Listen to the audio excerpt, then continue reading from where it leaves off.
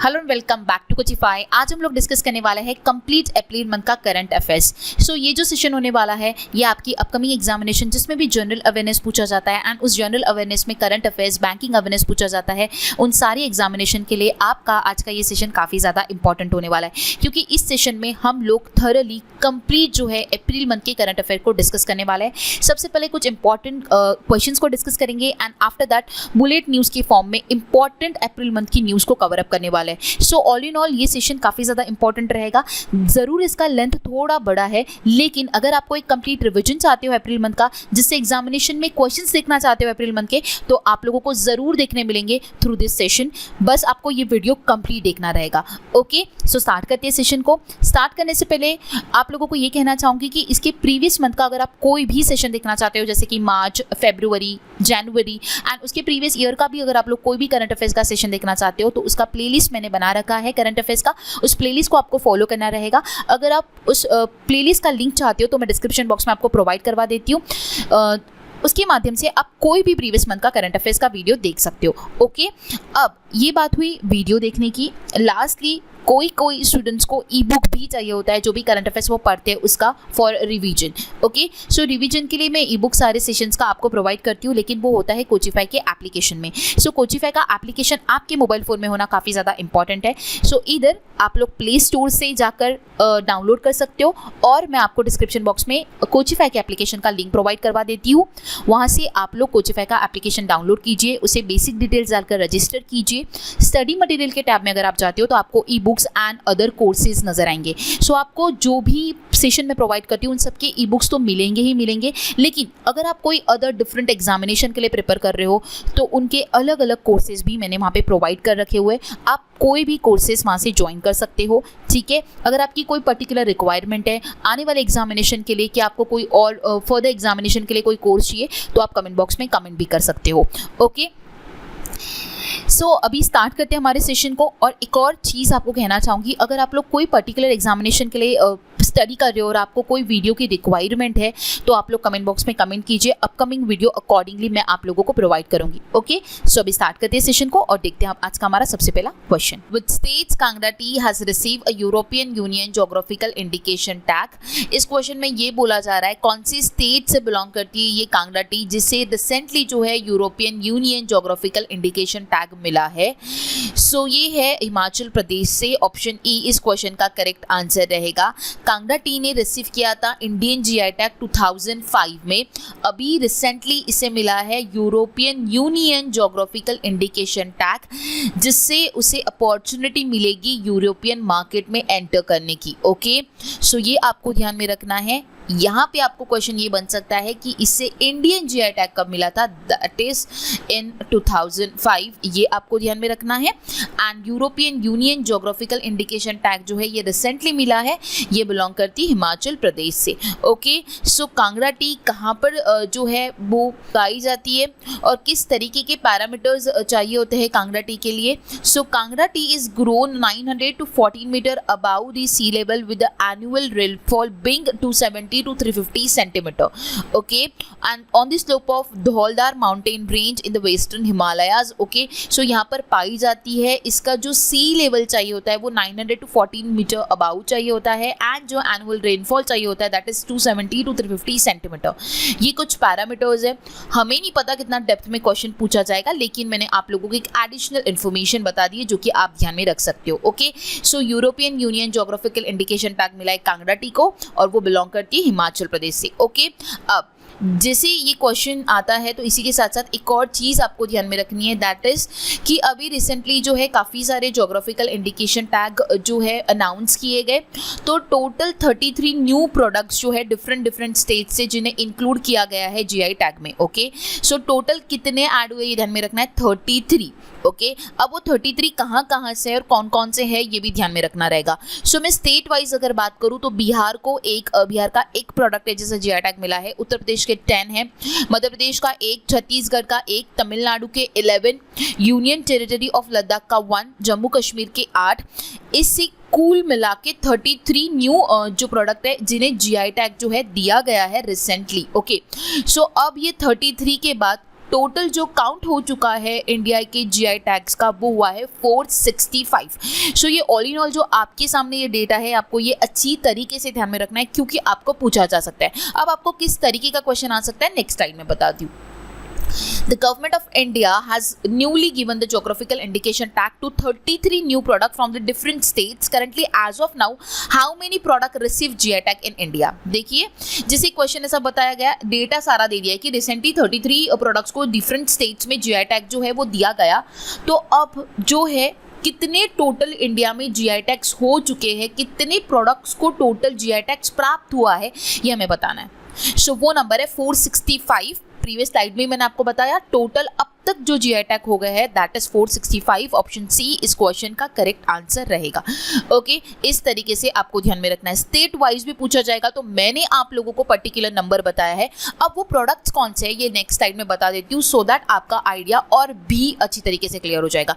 जैसे कि मैंने कहा कि बिहार को एक मिला है, वो प्रोडक्ट कौन सा है, एग्रीकल्चर प्रोडक्ट है एंड उसमें भी क्या है, मार्चा राइस। ओके, सो आप लोगों को उस प्रोडक्ट को भी एक बार इस टेबल को गो थ्रू कर लेना है ताकि आपको कोई भी कंफ्यूजन ना हो, क्योंकि इसमें से कोई भी GI टैग किस तरीके से भी पूछा जा सकता है। ओके, कौन से स्टेट से पर्टिकुलर प्रोडक्ट बिलोंग करता है ये भी पूछा जा सकता है। ओके, या फिर उस पर्टिकुलर स्टेट को कितने GI टैग रिसेंटली मिले ये भी पूछा जा सकता है। ओके, सो ये टेबल आप लोगों के सामने, आपको इसे एक बार अच्छी तरीके से गो थ्रू करना है, अच्छी तरीके से माइंड में कैप्चर कर लेना है। ओके, सो नेक्स्ट क्वेश्चन देखते हैं हमारा। सो नेक्स्ट क्वेश्चन है हमारा, the government of India announce a plan to install how many gigawatt of renewable energy capacity over the next 5 years. So यहाँ पे इस क्वेश्चन में ये बोला जा रहा है कि रिन्यूएबल एनर्जी का जो प्लांट है वो इंस्टॉल होने वाला है। Okay, so government of India ने ऐसा प्लान किया है कि वो कितना गीगावाट कैपेसिटी का प्लांट जो है अगले आने वाले 5 साल के लिए जो है वो स्थापित करेगा।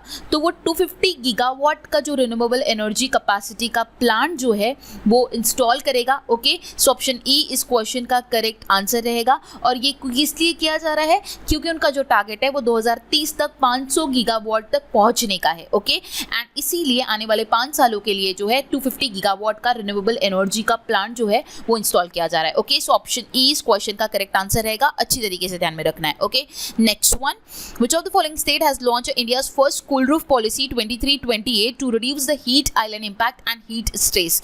यहाँ पे ये बोला जा रहा है कि कौन सी स्टेट ने रिसेंटली इंडिया का पहला कूल रूफ पॉलिसी जो है 23 से 28 तक के लिए जो है लॉन्च किया है, जो कि हीट आइलैंड इंपैक्ट और जो हीट स्ट्रेस होता है उसे रिड्यूस करेगा। ओके, वो है तेलंगाना स्टेट। ऑप्शन ए इस क्वेश्चन का करेक्ट आंसर हो जाएगा। तेलंगाना जो है वो पहला इंडिया का स्टेट बन चुका है जिसने कूल रूफ पॉलिसी को जो है इंट्रोड्यूस किया है। ओके, सो ऑप्शन ए इस क्वेश्चन का करेक्ट आंसर रहेगा। Next one, which of the following state has disbursed rupees 877 crore to farmers under the Krushak Assistance for Livelihood and Income Augmentation Scheme, KALIA scheme.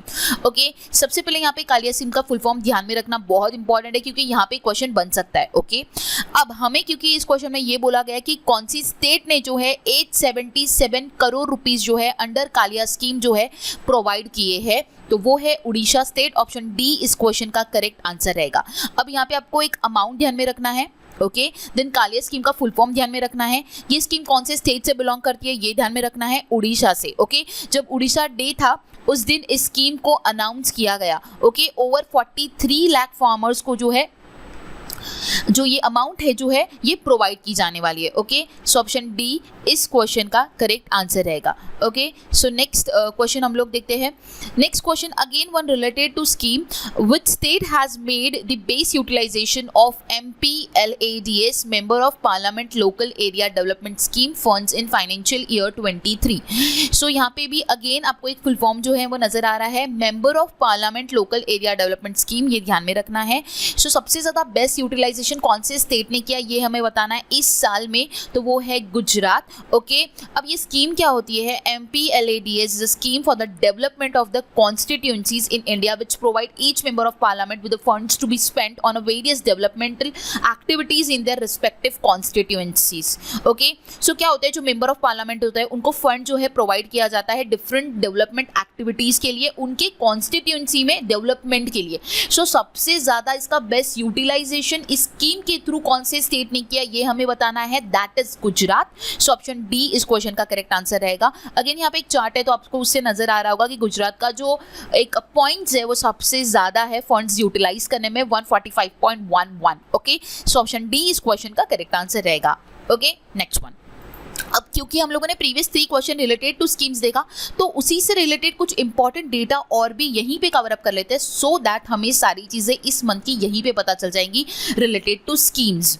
Okay, और programmes और portal everything. Okay, सबसे पहला point है हमारा, Telangana government ने कुल roof policy जो है वो लॉन्च किया। ये तो मैंने ऑलरेडी आपको बताया, रिपीटेटिव पॉइंट से ध्यान में रख सकते हो। Next one, Punjab government launch Punjab CM Diyogshala program. जो पंजाब की गवर्नमेंट ने, ठीक है, सीएम दियोगशाला प्रोग्राम को जो है लॉन्च किया है। ओके, देन है science and technology minister doctor Jitendra Singh launch Yuva portal in new Delhi which aims to connect and identify potential young startup. Okay, so Jitendra Singh जो है वो साइंस एंड टेक्नोलॉजी के मिनिस्टर है जिन्होंने रिसेंटली युवा पोर्टल को जो है दिल्ली में लॉन्च किया।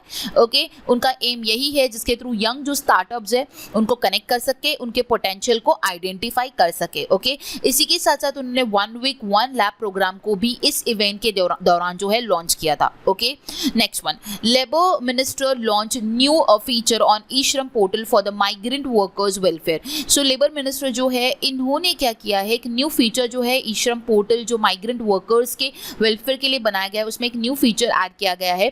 The e Shram portal now allow register worker to connect with the employment opportunities, apprenticeship programme, skilling initiatives, digital training, pension schemes and state specific schemes. तो क्या ये न्यू चीजें इसमें ऐड ऑन की, ये मैंने आप लोगों को बताया। अब आपको ये बात ध्यान में रखना है कि ई श्रम पोर्टल जो है वो किसके लिए है, वो माइग्रेंट वर्कर्स के वेलफेयर के लिए जो है ये बनाया गया है, ये बात आपको ध्यान में रखना है। Okay, and E Shram portal जो है वो कब लॉन्च हुआ था, ठीक है, ये भी आप ध्यान में रख सकते हो।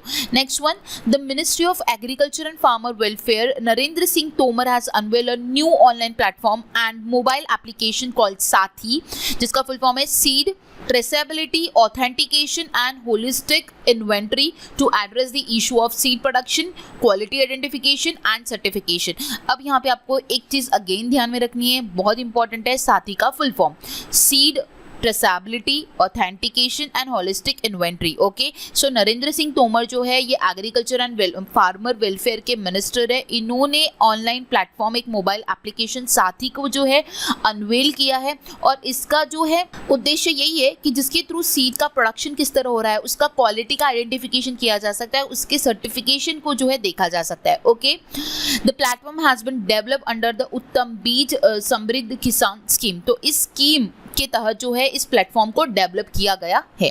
ओके, नेक्स्ट वन कंटिन्यू करते हैं।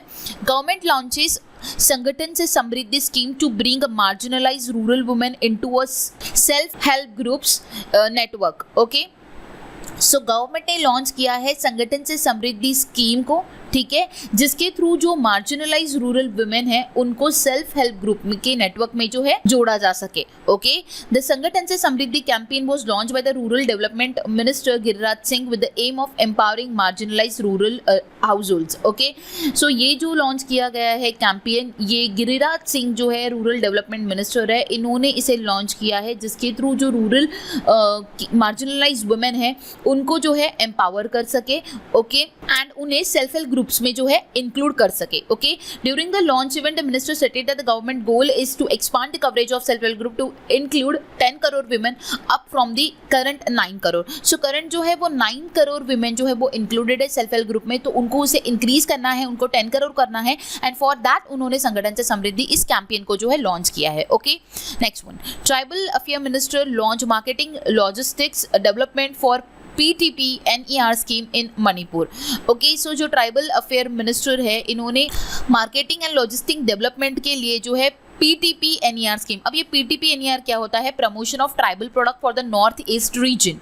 ओके, सो ये जो PTP NER स्कीम है ये लॉन्च की गई है मणिपुर में। ओके, ये बात आप लोगों को ध्यान में रखना है। This scheme has been designed to benefit the scheduled tribe residing in the north east region by enhancing procurement, logistics, marketing efficiency of the tribal product. So tribal product का जो है मार्केटिंग हो, उसका लॉजिस्टिक डेवलपमेंट हो, ठीक है, उसके लिए जो है ये पीटीपी एनईआर स्कीम को जो है मणिपुर में लॉन्च किया गया है ट्राइबल मिनिस्ट्री द्वारा। ओके, यहाँ पे पीटीपी एनईआर का फुल फॉर्म भी आप लोगों को अच्छी तरीके से ध्यान में रखना है। ओके, इसे मणिपुर में लाया गया है, ये भी ध्यान में रखना है। Next one, Rajasthan top the country in terms of person days generation under the Mahatma Gandhi national rural employment guarantee scheme मनरेगा। सो यहाँ पे मनरेगा का फुल फॉर्म है ये। तो ये क्या बोला गया कि राजस्थान ने टॉप किया है इस मनरेगा में। Okay, for the 4th year in a row Rajasthan top the country in terms of person days generation under the MNREGA. Rajasthan is followed by Tamil Nadu, Uttar Pradesh, Andhra Pradesh, Bihar in terms of person days generation. So person days generation की अगर बात की जाए तो राजस्थान ने top किया है, उसके बाद तमिलनाडु आता है, देन उत्तर प्रदेश आता है, देन आंध्र प्रदेश आता है, देन बिहार। ओके, तो 4th टाइम हुआ है कि पर्सन डेज जनरेशन में मनरेगा ने जो है टॉप किया है। ओके, नेक्स्ट वन देखते हैं जो कि लास्ट रहेगा related to scheme. The Indian government has taken step for the national medical device policy to implement the PLI scheme for the medical devices and establish 4 medical devices park in Himachal Pradesh, Madhya Pradesh, Tamil Nadu and Uttar Pradesh. Okay, so यहाँ पे क्या बोला जा रहा है कि Indian government ने जो है नेशनल मेडिकल डिवाइस पॉलिसी के लिए और कुछ स्टेप्स लिए हैं एंड स्टेप्स के लिए उन्होंने एक PLI स्कीम को लाया है फॉर द मेडिकल डिवाइसेस। तो इन्होंने 4 मेडिकल डिवाइसेस पार्क को जो है एस्टैब्लिश किया है। कहाँ पे किया है ये स्पेशली आपको ध्यान में रखना है, Himachal Pradesh, Madhya Pradesh, Tamil Nadu and Uttar Pradesh. Okay, and इसके लिए जो है एट प्रेजेंट 26 प्रोजेक्ट्स जो है 1206 जिसका कॉस्टिंग है वो अप्रूव किए गए हैं under this scheme. Okay, and total जो इसके ऊपर इन्वेस्टमेंट लगाया जा रहा है that is 714 crore rupees.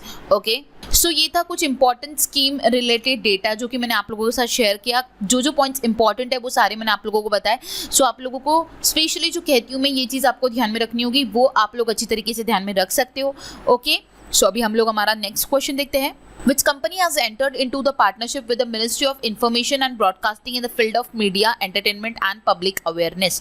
So यहाँ पे क्या बोला जा रहा है कि इनमें से कौन सी कंपनी है जिसने पार्टनरशिप किया है ministry of information and broadcasting के साथ, ठीक है, in the field of media, entertainment and public awareness. तो वो है अमेजॉन इंडिया, ऑप्शन ई इस क्वेश्चन का करेक्ट आंसर हो जाएगा। ठीक है, नेक्स्ट वन देखते हैं। With State Shipping and Inland Navigation Corporation has introduced its solar power hybrid boat named Suryavanshu. Okay, so यहाँ पे क्या बोला जा रहा है, कौन सी स्टेट जो है जिसकी shipping and inland navigation corporation जो है उन्होंने इंट्रोड्यूस किया है सोलार पावर्ड हाइब्रिड बोट को जिसका नाम है सूर्यवंशु। तो वो है केरला की shipping and inland navigation corporation. Okay, so option B इस क्वेश्चन का करेक्ट आंसर रहेगा।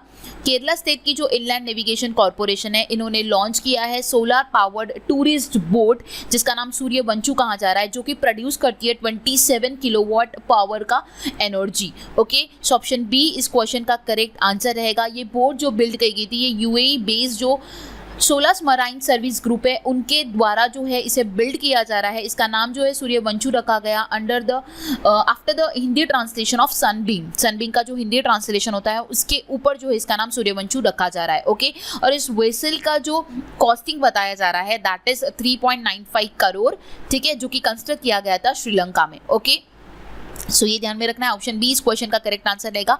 केरला की जो इनलैंड नेविगेशन कॉर्पोरेशन है उसने इसको लॉन्च किया है। ओके, सो ऑप्शन बी इस क्वेश्चन का करेक्ट आंसर रहेगा। Next one, so next question है which American state pass a resolution condemning Hinduphobia and anti Hindu bigotry for the first time. यहाँ पे ये बोला जा रहा है कि कौन सा इसमें से अमेरिकन स्टेट है जिसने जो है पहली बार हिंदूफोबिया और हिंदू विरोधी कट्टरता को निंदा करते हुए एक रेजोल्यूशन जो है वो पारित किया है, that is Georgia. Option E इस क्वेश्चन का करेक्ट आंसर रहेगा। वेरी इंपॉर्टेंट, अच्छी तरीके से ध्यान में रखना है। ओके, नेक्स्ट क्वेश्चन है who among the following has launched the Tulsi Ghat restoration project in Uganda. Uganda में इनमें से कौन से जो मिनिस्टर है जिन्होंने लॉन्च किया है तुलसी घाट रिस्टोरेशन प्रोजेक्ट? सो वो है एस जयशंकर। ऑप्शन डी इस क्वेश्चन का करेक्ट आंसर होगा।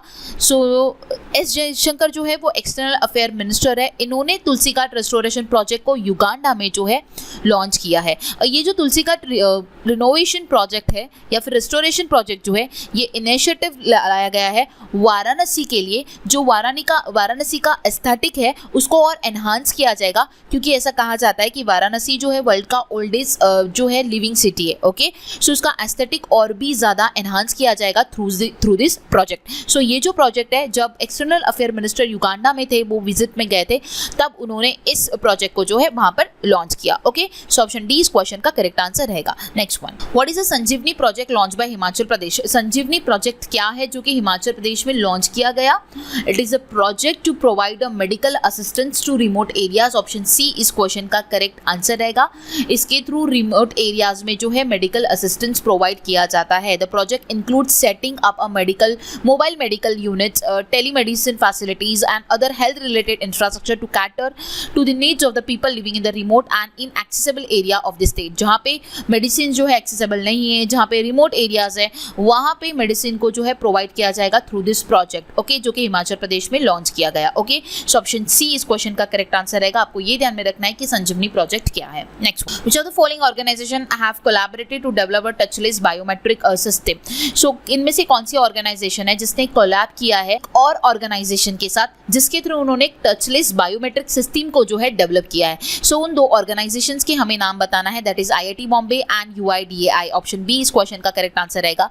इन दोनों ने मिलकर जो है डेवलप किया है touchless biometric system. Very important है, अच्छी तरीके से ध्यान में रखना है। Okay, next one, pin code has been launch by the PhonePe on the ONDC network. Pin code is a dash application. Pin code जो है वो लॉन्च किया गया है फोन पे के ONDC नेटवर्क पर। ओके, सो पिन कोड ये एक क्या है? It is a e-commerce application. Option E इस क्वेश्चन का करेक्ट आंसर रहेगा।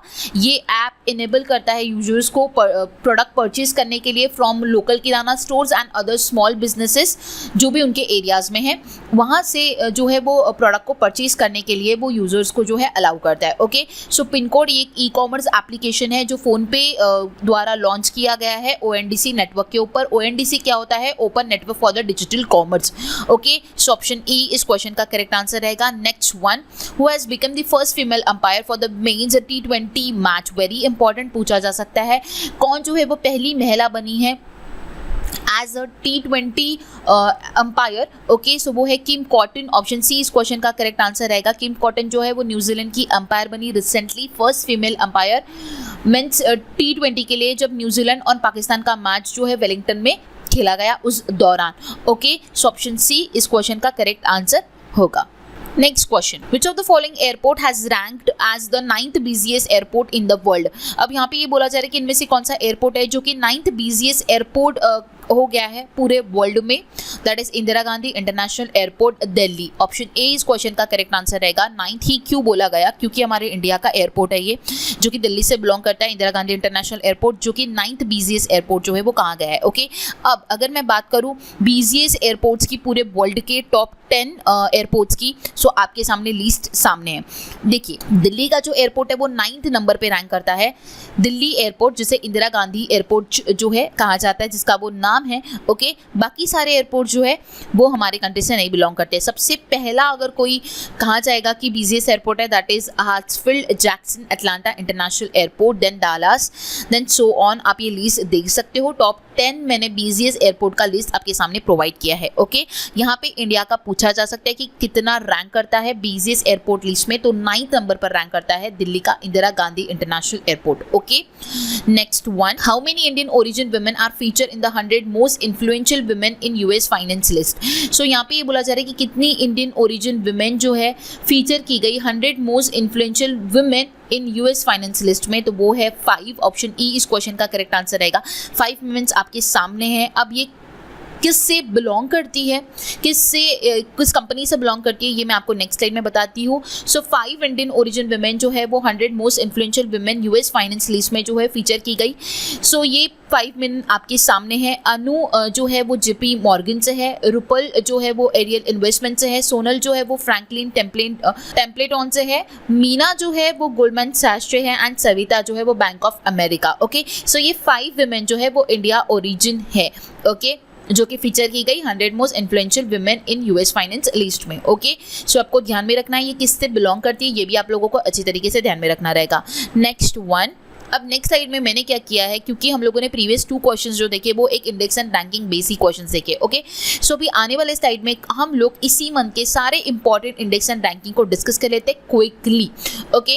अब सबसे पहला हमारे पास जो रैंकिंग है वो है वर्ल्ड वेल्दीएस्ट सिटी। अब वेल्दीएस्ट सिटी की बात की जाए तो न्यूयॉर्क ने यहाँ पे टॉप किया है। मैंने टॉप 10 सिटी आपके सामने जो है प्रोवाइड किया, न्यूयॉर्क ने यहाँ पर टॉप किया हुआ है। सेकेंड पे आता है Tokyo, okay.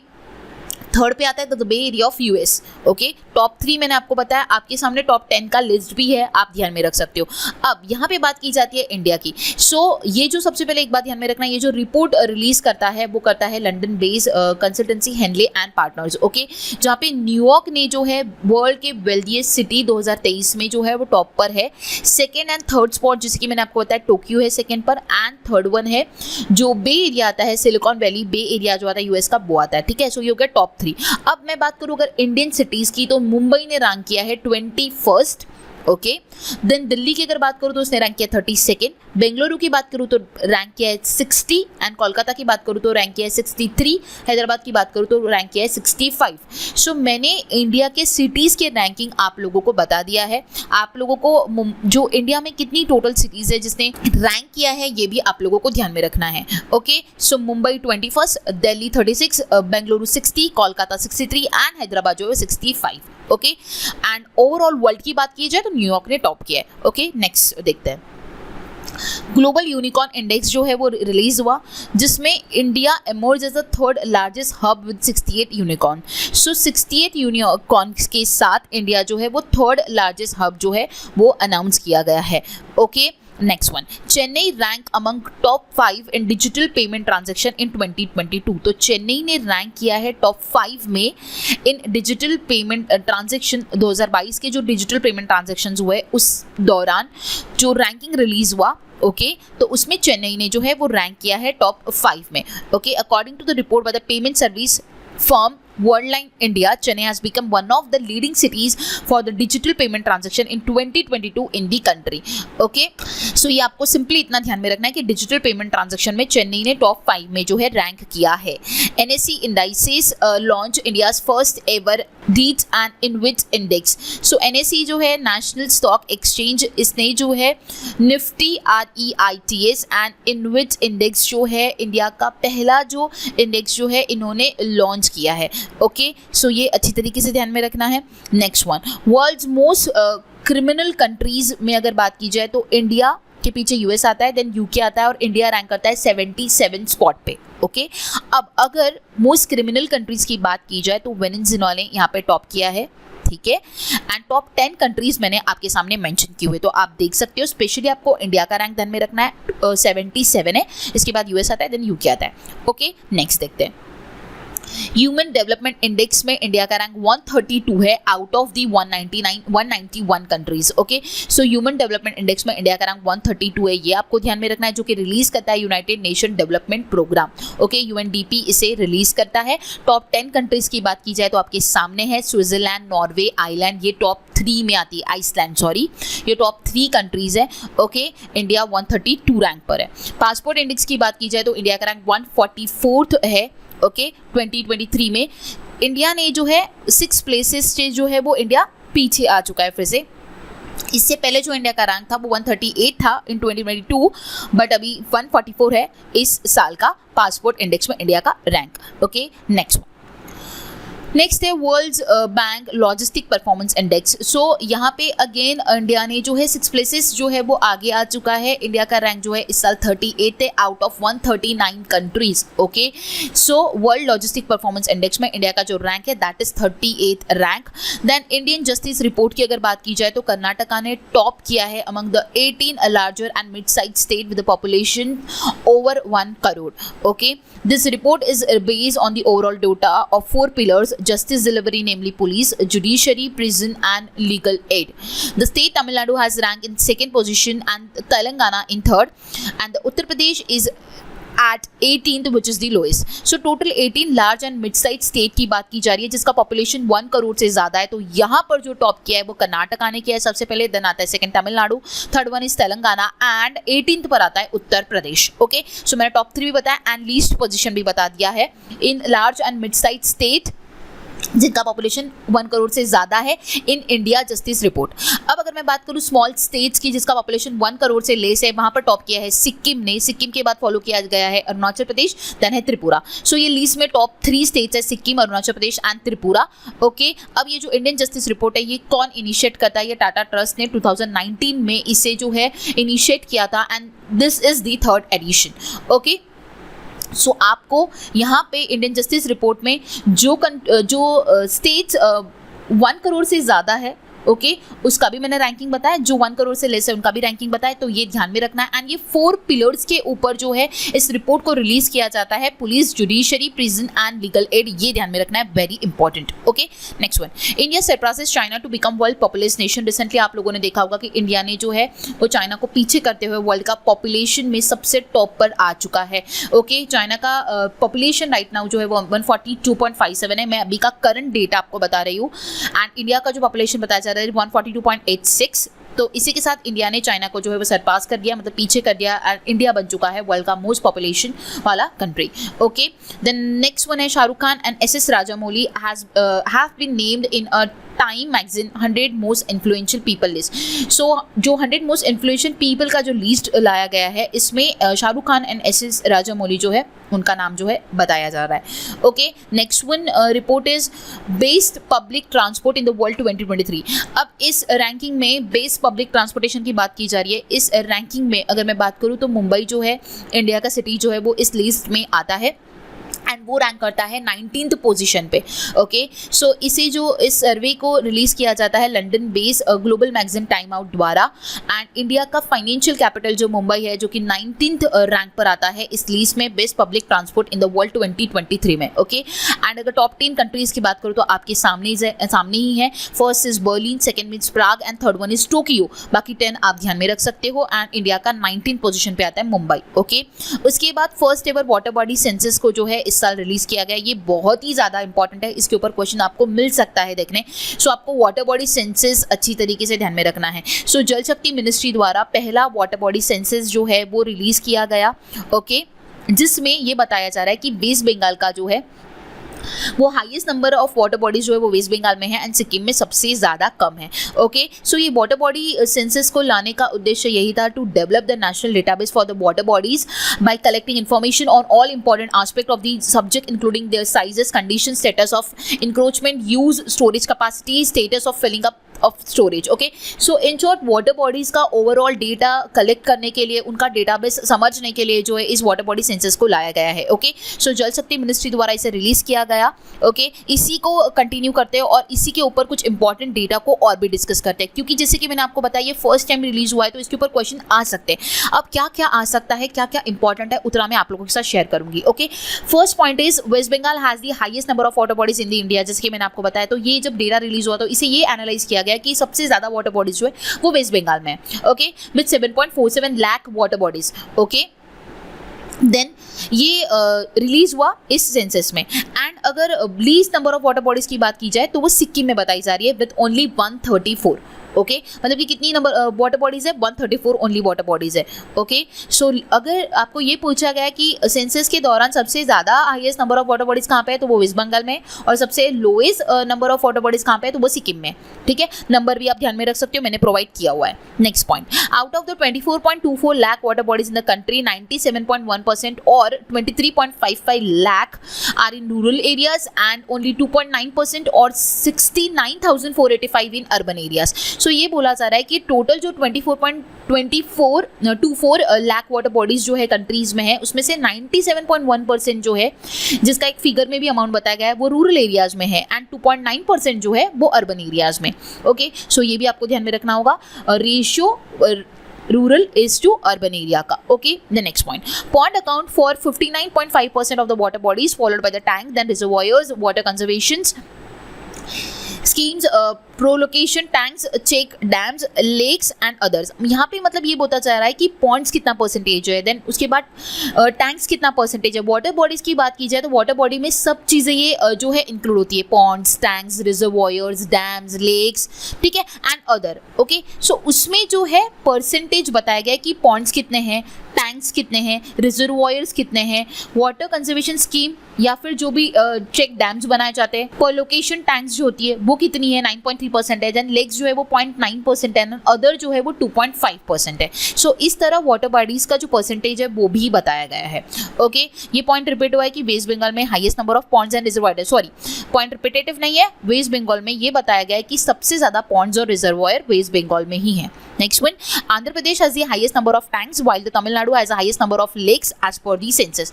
As per the census ये बताया गया है कि आंध्र प्रदेश में सबसे ज्यादा टैंक्स है, तमिलनाडु में सबसे ज्यादा लेक्स है, वेस्ट बंगाल में सबसे ज्यादा पॉन्ड्स एंड रिजर्वॉयर्स है, and Maharashtra is the leading state in implementing the water conservation scheme. ठीक है, सो वाटर कंजर्वेशन स्कीम्स की अगर बात की जाए तो यहाँ पे महाराष्ट्र ने लीड किया है, मतलब कि टॉप किया है।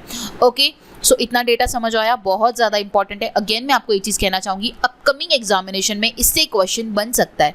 Okay, The next, census also collected the information on the encroachment of water bodies for the first time, revealing that 1.6% of the water body are encroached, with the 95.4% in rural areas and 4.6% in the urban areas.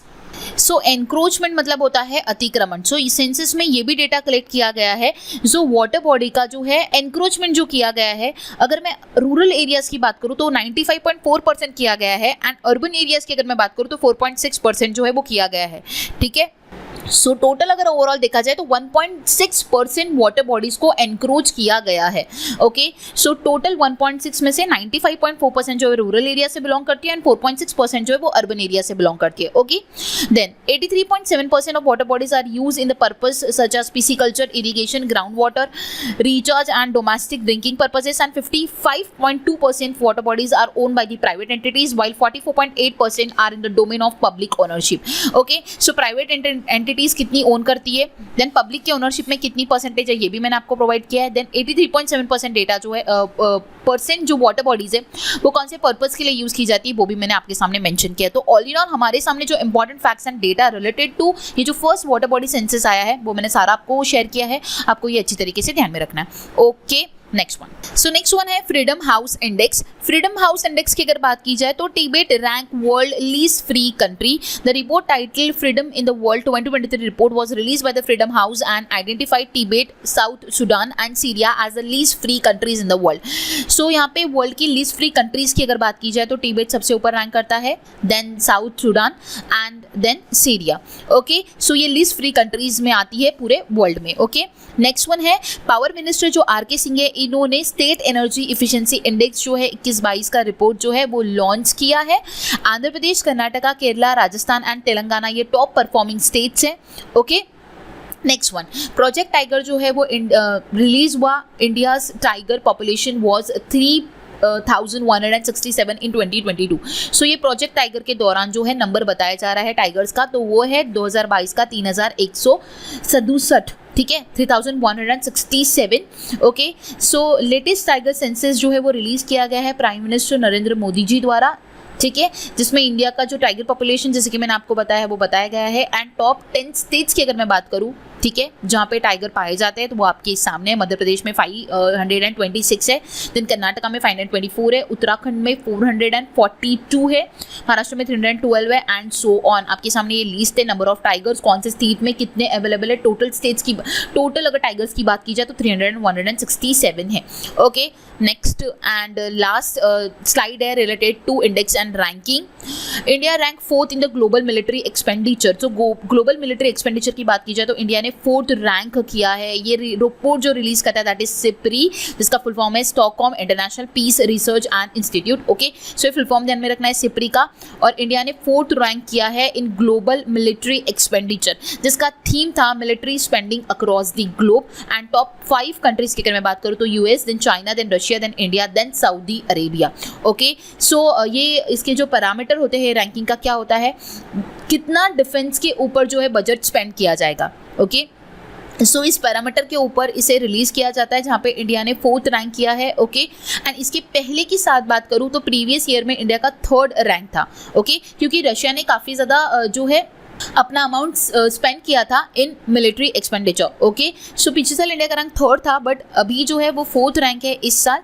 Okay so top 5 countries भी आपके सामने हैं, इस साल का theme भी है, कौन रिलीज करता है ये भी मैंने बताया। इंडिया का रैंक 4th है, ये आपको ध्यान में रखना है। ओके अब यहाँ पे हमारे इंडेक्स एंड रैंकिंग कंप्लीट होती है, मतलब कि जो भी रैंकिंग रिलेटेड जो भी रिपोर्ट रिलीज हुई related to index and ranking, वो सारी मैंने इंपॉर्टेंट न्यूज़ आप लोगों के साथ शेयर किए। सारे पॉइंट्स आप लोगों को अच्छी तरीके से ध्यान में रखना है, क्योंकि आप सभी को पता है इसके ऊपर क्वेश्चन देखने मिलता है हमें।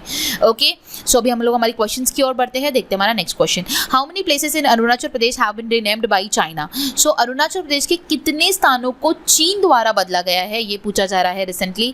That is 11। ऑप्शन डी इस क्वेश्चन का करेक्ट आंसर रहेगा। एंड उस 11 में 2 रेसिडेंशियल एरियाज है, 2 लैंड एरियाज है, 5 माउंटेन पिक्स है एंड 2 रिवर्स है। सो इन सबको मिला के टोटल 11 जो प्लेसेस है जिसे रीनेम किया गया है चाइना द्वारा। ओके सो ऑप्शन डी इस क्वेश्चन का करेक्ट आंसर रहेगा। Next one, which organisation have tie up for digital banking partnership? Digital banking partnership के लिए कौन सी ऑर्गेनाइजेशन ने टाई अप किया है? तो वो ऑर्गेनाइजेशन है Fino Payment Bank and Rajasthan Royals. So option C इस क्वेश्चन का करेक्ट आंसर रहेगा। Next one, Bank of Maharashtra first dedicated branch for the startup has been inaugurated in which city? So startup के लिए एक डेडिकेटेड ब्रांच जो है वो बैंक ऑफ महाराष्ट्र ने जो है वो इनॉग्रेट किया, कौन सी सिटी में इनॉग्रेट किया ये हमें बताना है। That is in Pune. Option E इस क्वेश्चन का करेक्ट आंसर रहेगा। Next one, IIFL finance limited receive a total of dash in long term funding from export development Canada and Deutsche bank. So यहाँ पे बोला जा रहा है कि IIFL फाइनेंस लिमिटेड जो है जिसने टोटल कितना अमाउंट जो है वो लॉन्ग टर्म फंडिंग जो है उसके लिए प्राप्त किया है। किससे प्राप्त किया है? EDC से, मतलब कि एक्सपोर्ट डेवलपमेंट कनाडा से एंड ड्यूश बैंक से। सो वो है $100 मिलियन। सो IIFL फाइनेंस लिमिटेड जो है इसने $100 मिलियन जो है लॉन्ग टर्म फंडिंग के लिए EDC से एंड ड्यूश बैंक से लिया है। दोनों से इसने $50 मिलियन ईच जो है वो लिया है। ओके सो ऑप्शन ए इस क्वेश्चन का करेक्ट आंसर रहेगा। टोटल पूछा गया तो $100 मिलियन एंड इंडिविजुअल पूछा गया तो $50 मिलियन। ठीक है, ये ध्यान में रखना होगा। Next one, so next question है हमारा, name the non government organisation that has been honoured with the children champion award 23 in the health and nutrition category. So यहाँ पे ये बोला जा रहा है इनमें से कौन सा NGO है जिसे रिसेंटली चिल्ड्रन चैंपियन अवार्ड जो है 2023 का दिया गया in the health and nutrition category. So वो है तपोवन आसाम। ऑप्शन डी इस क्वेश्चन का करेक्ट आंसर रहेगा। सो ये जो NGO है ये पाठशाला के असम में बेस्ड है। ओके सो इसे चिल्ड्रन चैंपियन अवार्ड 2023 का जो है उससे इसे नवाजा गया है। ओके सो ऑप्शन डी इस क्वेश्चन का करेक्ट आंसर रहेगा। नेक्स्ट वन क्वेश्चन है हमारा, which of the following company was were identify as a domestic systematically important insurance for the financial year 2022-23 by IRDAI?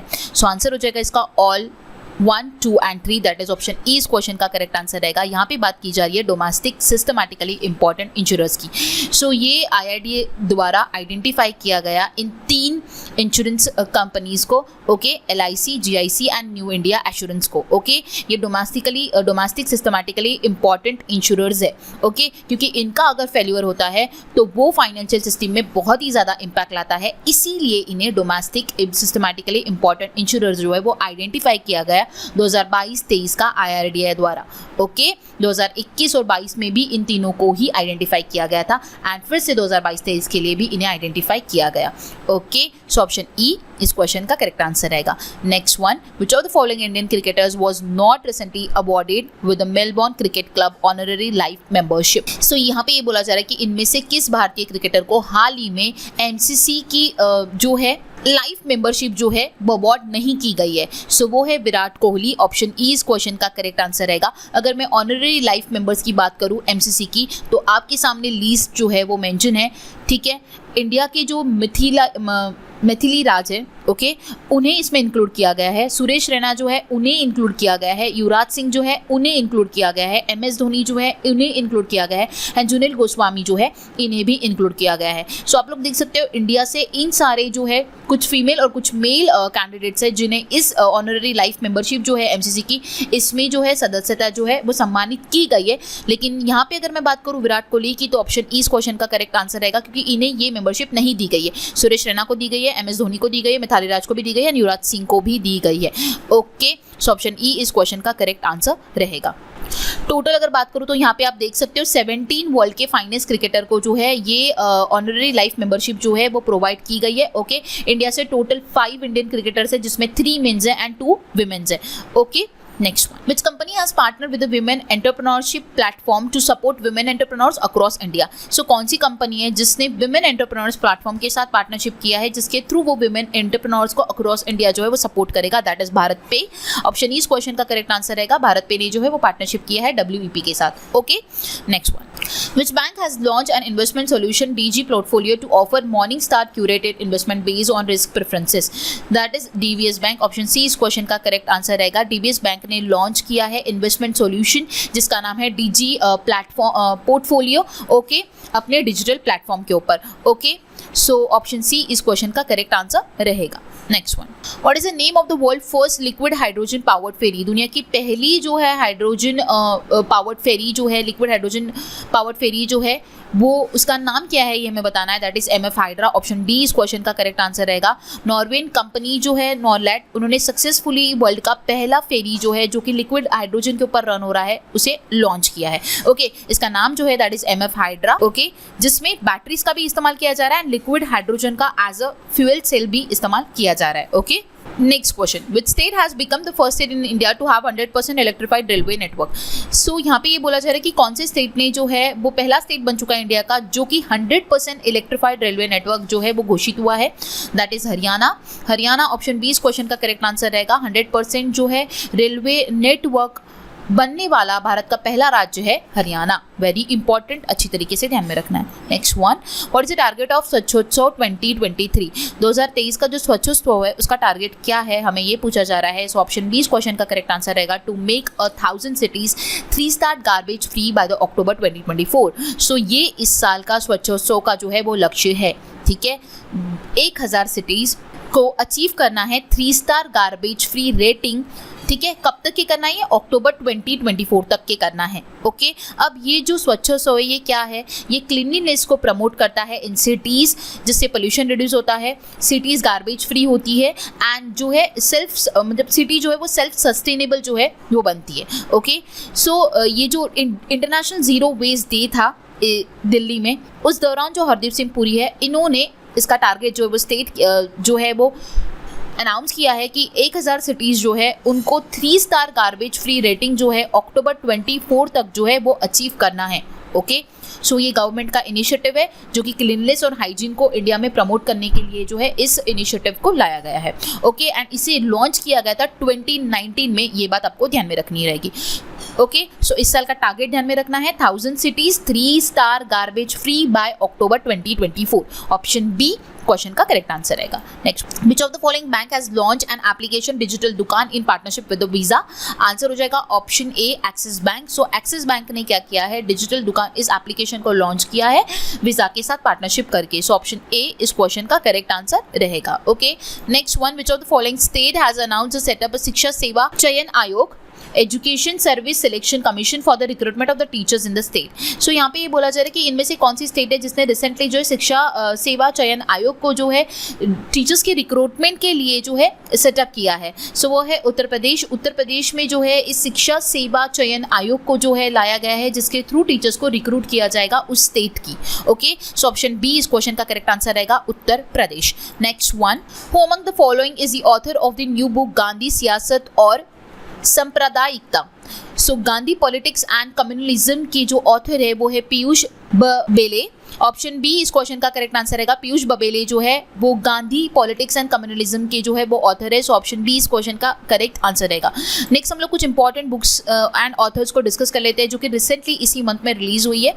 Cross court ये एक autobiography है जगदीप मुखर्जी की, ये एक रिनाउंड टेनिस प्लेयर थे। Okay, next one, Sachin @50 celebrating a maestro, ये जो एक न्यू बुक जो है वो अनवील की गई है। ओके, इस बुक को जो डिज़ाइन किया गया है वो मुजुमदार द्वारा जो है डिज़ाइन किया गया है। ओके, सो उनके द्वारा ही इस बुक को जो है बनाया गया है, वही इस बुक के जो है होस्ट है एंड वही इस बुक के जो है ऑथर है। ओके, एंड इसमें जो एक स्पेशल बैक कवर जो है वो लिखा गया है गुलजार द्वारा। ओके, सो सचिन @50 जो है सेलिब्रेटिंग अ मेस्ट्रो, इस बुक को डिजाइन किया गया है मुजुमदार द्वारा, ये भी ध्यान में रखना है। एंड आपको ये भी पूछा जा सकता है कि बैक कवर किसके द्वारा एक नोट लिखी गई है, तो वो गुलजार द्वारा लिखी गई है। ओके, देन अमिताभ घोष की जो एक नॉन फिक्शन बुक है smoke and ashes a writer journey through opium's hidden histories. Okay, so ये अमिताभ घोष की ये बुक है जो आप ध्यान में रख सकते हो। Then union minister of finance and corporate affair Nirmala Sitharaman ने एक बुक लॉन्च की जिसका नाम है रिफ्लेक्शन, जिसके ऑथर है नारायण बागुल।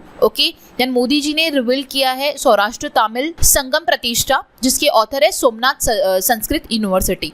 ओके, सो ये सौराष्ट्र तमिल संगम प्रतिष्ठा जो है उसके ऑथर आपको ध्यान में रखना है सोमनाथ संस्कृत यूनिवर्सिटी जो है वो ऑथर है, और मोदी जी द्वारा इसे रिवील किया गया। सो आप लोग यहाँ पे देख सकते हो कुछ बुक्स मैंने आपको बताई जो कि रिसेंटली रिलीज हुई है, ये सारी बुक्स आप अच्छी तरीके से ध्यान में रख सकते हो। ओके, नेक्स्ट क्वेश्चन हम लोग देखते हैं, which of the following country has launch a golden licence initiative to encourage large scale investment and job creation. So यहाँ पे बोला जा रहा है कौन सी कंट्री ने रिसेंटली लॉन्च किया है गोल्डन लाइसेंस इनिशिएटिव, जिसके through large scale investment and job creation को जो है एनकरेज किया जाने वाला है, वो है बहरीन। ऑप्शन सी इस क्वेश्चन का करेक्ट आंसर रहेगा। सो गोल्डन लाइसेंस ये जो स्ट्रैटेजिक प्रोजेक्ट है ये बहरीन द्वारा लाया गया है।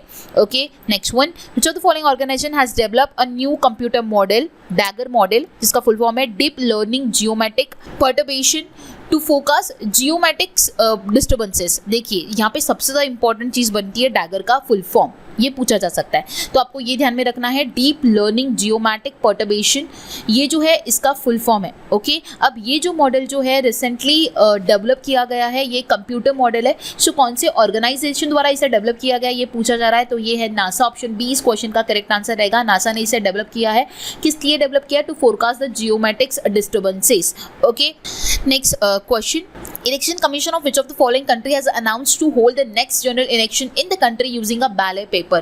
So यहाँ पे ये बोला जा रहा है कि इनमें से कौन सा इलेक्शन कमीशन है, कौन से कंट्री का इलेक्शन कमीशन है जिसने अनाउंस किया है कि जो नेक्स्ट जनरल इलेक्शन रहेंगे उस कंट्री के वो यूज करेगा बैलेट पेपर को, वो इस्तेमाल करने वाला है, तो वो है बांग्लादेश। ऑप्शन बी इस क्वेश्चन का करेक्ट आंसर रहेगा। सो ये मतपत्र को इस्तेमाल करते हुए अपना नेक्स्ट इलेक्शन जो है वो जारी करने वाला है Bangladesh. Okay, so option B इस क्वेश्चन का करेक्ट आंसर रहेगा। Next one, which of the following currencies has replaced the US dollar as the most traded currency in Russia. So यहाँ पे बोला जा रहा है कि इनमें से कौन सी करेंसी जो है जो कि रिप्लेस की गई है यूएस डॉलर के साथ, और ऐसा बताया जा रहा है कि वो मोस्ट ट्रेडेड करेंसी है रशिया की, that is yuan. Option C इस क्वेश्चन का करेक्ट आंसर रहेगा। सो ऑप्शन सी इस क्वेश्चन का करेक्ट आंसर रहेगा, युआन रेनमिनबी जो है वो रिप्लेस की गई है यूएस डॉलर के साथ। ओके, नेक्स्ट क्वेश्चन हम लोग देखते हैं, what is the name of the bill pass by the Tamil Nadu assembly following 12 hours work day. Very important, यहाँ पे बोला जा रहा है कि जो रिसेंटली एक बिल पास किया गया है तमिलनाडु असेंबली द्वारा, जिसके थ्रू 12 आवर्स वर्क डे जो है वो अलाउ किया गया है, तो उस बिल का जो नाम है वो क्या है ये हमें बताना है, that is option C Tamil Nadu work hours extension bill. ठीक है, सो पहले जो है 8 आवर्स हुआ करते थे, अब वो आवर्स बढ़ा दिए गए हैं, 12 आवर्स पर डे जो है ये टाइम पीरियड कर दिया गया है इंडस्ट्रीज का एंड कंपनीज का, उन्हें अपना वर्किंग आवर्स जो है वो बढ़ाना रहेगा। ओके, सो ये तमिलनाडु के असेंबली में ये बिल पास किया गया है, जिस बिल का नाम है Tamil Nadu work hours extension bill, जिसके द्वारा इंडस्ट्रीज एंड कंपनीज को उसी स्टेट के जो वर्किंग आवर्स है वो एक्सटेंड करने हो गए, 8 से अभी 12 आवर्स हो गए। ओके, सो ऑप्शन सी इस क्वेश्चन का करेक्ट आंसर रहेगा। यहाँ पे हमारे क्वेश्चंस कंप्लीट होते हैं, लेकिन हमारे और भी इंपॉर्टेंट डेटा रिलेटेड टू अप्रैल बचा हुआ है, जो कि हम लोग बुलेट न्यूज़ के फॉर्म में डिस्कस करेंगे। मैं आप लोगों के साथ सारा इंपॉर्टेंट डेटा डिस्कस करने वाली हूँ, सेशन को स्किप नहीं करना है। अगर आप एक थॉरली कंप्लीट अगर प्रिपरेशन करना चाहते हो, तो जो भी मैं करंट अफेयर्स प्रोवाइड करती हूँ वो स्टार्ट टू एंड आपको कंप्लीट देखना है, ताकि आपको कंप्लीट डेटा, कंप्लीट रिविजन आपका फुल मंथ का अच्छी तरीके से हो। ओके, सो इसी के स्टार्ट करते हैं हमारा बुलेट न्यूज़, और सबसे पहले हमारा कैटेगरी रहेगा that is national and international news. So सबसे पहला न्यूज़ है हमारा, Sarbananda Sonowal launch Sagar Setu mobile application. So Sagar Setu application Sarbananda Sonowal द्वारा जो है लॉन्च हुआ है, इंट्रोड्यूस हुआ है। ये पोर्ट शिपिंग एंड वाटरवे के मिनिस्टर है, एंड ये जो एप्लीकेशन लॉन्च किया गया for the national logistic portal marine के लिए जो है इसे लॉन्च किया गया। देन मोदी जी को इन्वाइट किया गया है फ्रांस द्वारा, बेस्टाइल डे जो परेड है उसमें उन्हें जो है इन्वाइट किया गया है, एंड ये जो परेड जो है स्केड्यूल की गई है on July 14। Okay, next one, Eravikulam national park has now attraction Fernarium set up inside the park. The new initiative aims to increase the awareness among the visitor about the park's biodiversity.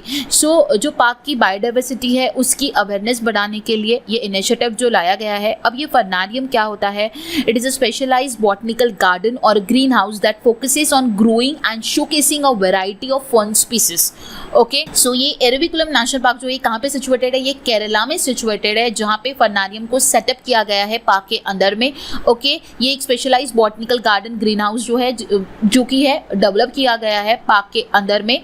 ठीक है, जो कि focus करेगा growing and showcasing a variety of fern species को जो ये specially focus करने वाला है. Okay, next one. India became the world second largest solar manufacturer by 2026. ऐसा बताया जा रहा है कि इंडिया जो है वो वर्ल्ड का सेकेंड लार्जेस्ट सोलर मैन्युफैक्चरर बनेगा by the year 2026. Mumbai to soon get 50 24/7 food trucks across 7 zones. Mumbai में जो है जल्द ही 50 24/7 फूड ट्रक्स को है 7 जोन्स में जो है लाया जाएगा. Okay, NMC has granted approval for the establishment of the Nagaland Institute of Medical Science and Research, which will become the first medical college in the northeastern state. Okay, so NMC जो है national medical commission, इन्होंने approval जो है दे दिया है Nagaland institute of medical science and research के लिए, जो कि नॉर्थ ईस्ट स्टेट का सबसे पहला मेडिकल कॉलेज रहेगा.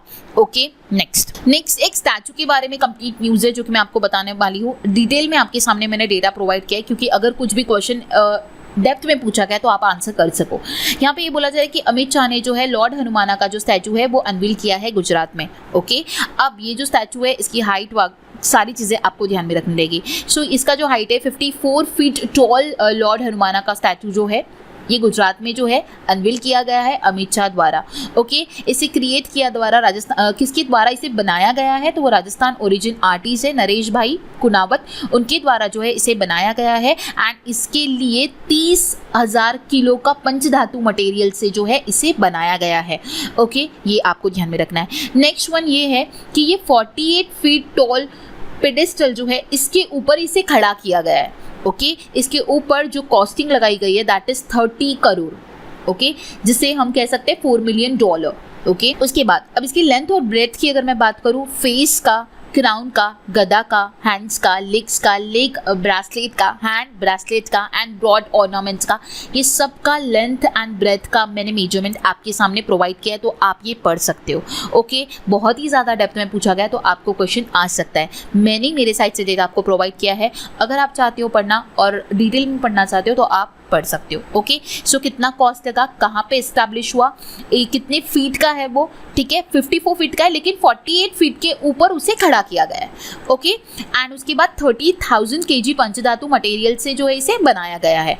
ओके, किसके द्वारा बनाया गया ये भी ध्यान में रखना है. ये एक राजस्थानी आर्टिस्ट है नरेश भाई कुनावत, उनके द्वारा इसे बनाया गया है. Okay, next one. Finland become the 31st member of the NATO. Again very important, यहाँ से भी क्वेश्चन आपको आ सकता है कि नाटो का 31st मेंबर कौन सा कंट्री बना. सो वो है फिनलैंड. ये ध्यान में रखना है, बहुत ही ज्यादा इंपॉर्टेंट है. ओके, एंड ऐसा एंटिसिपेट किया जा रहा है कि स्वीडन जो है वो 32nd मेंबर बनेगा. ओके, ये एक एडिशनल पॉइंट मैंने आपको बताया. अब क्योंकि यहाँ पे नाटो की बात की जा रही है, तो नाटो जो फॉर्म हुआ था वो 4 अप्रैल 1949 में फॉर्म हुआ, जिसका हेडक्वार्टर ब्रुसेल बेल्जियम में है. सेक्रेटरी जनरल जेंस स्टोल्टनबर्ग है. ओके, अब ये जो नॉर्थ अटलांटिक ट्रीटी ऑर्गेनाइजेशन है इसे नॉर्थ अटलांटिक अलायंस भी कहा जाता है. ओके, जो कि फॉर्म्ड हुआ है 29 यूरोपियन एंड 2 नॉर्थ अमेरिकन जो है स्टेट्स को मिलाकर. टोटल 31 मेंबर स्टेट्स है. ओके, अब यहाँ पे आप देख सकते हो जब वो 1949 में फॉर्म हुआ था तब सिर्फ 12 कंट्रीज के साथ वो फॉर्म हुआ था, जो कि मैंने ब्लू कलर में आपको मेंशन दी है. एंड आफ्टर दैट उसमें एड जो अलग अलग कंट्रीज का जो एडिशन है वो होता गया. ओके, सो कौन से ईयर में कौन सी कंट्री ऐड हुई ये भी मैंने एक एडिशनल फैक्ट डेटा आपको प्रोवाइड किया है. फिनलैंड रिसेंटली हुआ है 2023 में, आप देख सकते हो येलो में मैंने वो कलर किया हुआ है. ओके, एंड प्रीवियसली अगर पूछा जाए कि 30th मेंबर कौन सा था, दैट इज नॉर्थ मैकेडोनिया, जो कि 2020 में ऐड हुआ था नॉर्थ अटलांटो ट्रीटी ऑर्गेनाइजेशन में. ओके, सो इसका headquarter, formation, secretary general, full form, 31st member कौन फॉर्म्ड हुआ, ये सारी चीजें आपको अच्छी तरीके से ध्यान में रखनी होगी. ठीक है, एंड जब इनिशियली फॉर्म हुआ था तब कितनी कंट्रीज के साथ ये फॉर्म हुआ था, 12 कंट्रीज के साथ. ओके, चलते हैं आगे और देखते हैं next one important news. So next one है Apple open its first official store in Mumbai India. So Apple ने अपना पहला ऑफिशियल स्टोर जो है वो मुंबई में जो है ओपन किया है, ओके। एंड सेकंड वन जो है वो दिल्ली में ओपन हुआ है। सो टोटल 2 आउटलेट्स जो है एप्पल के ऑफिशियल स्टोर के इंडिया में ओपन हो चुके हैं, ओके। ये अच्छी तरीके से आपको ध्यान में रखना है। इसके बाद का न्यूज़ है हमारा, Italian government seeks to ban English in official communication. So Italian government ने ऑफिशियल कम्युनिकेशन में इंग्लिश को बैन कर दिया है एंड उसी के साथ साथ अदर कोई फॉरेन वर्ड्स इस्तेमाल करने के लिए भी बैन कर दिया गया है। और अगर यूज़ किया जाएगा इंग्लिश या फिर अदर कोई foreign words in official communication तो उनको फाइन किया जाएगा up to 1 lakh euros, okay.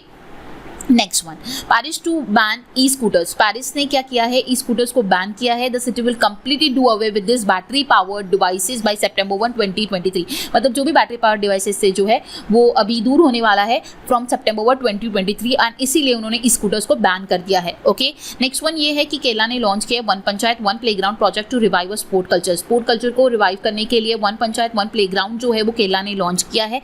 इनका उद्देश्य यही है कि हर एक पंचायत में एक हाई क्वालिटी प्लेग्राउंड को जो है वो एस्टैब्लिश किया जाए। तो केरला के जो चीफ मिनिस्टर है पिनियारी विजयन, इन्होंने इस प्रोजेक्ट को जो है लॉन्च किया है एट कलिकट में, ओके।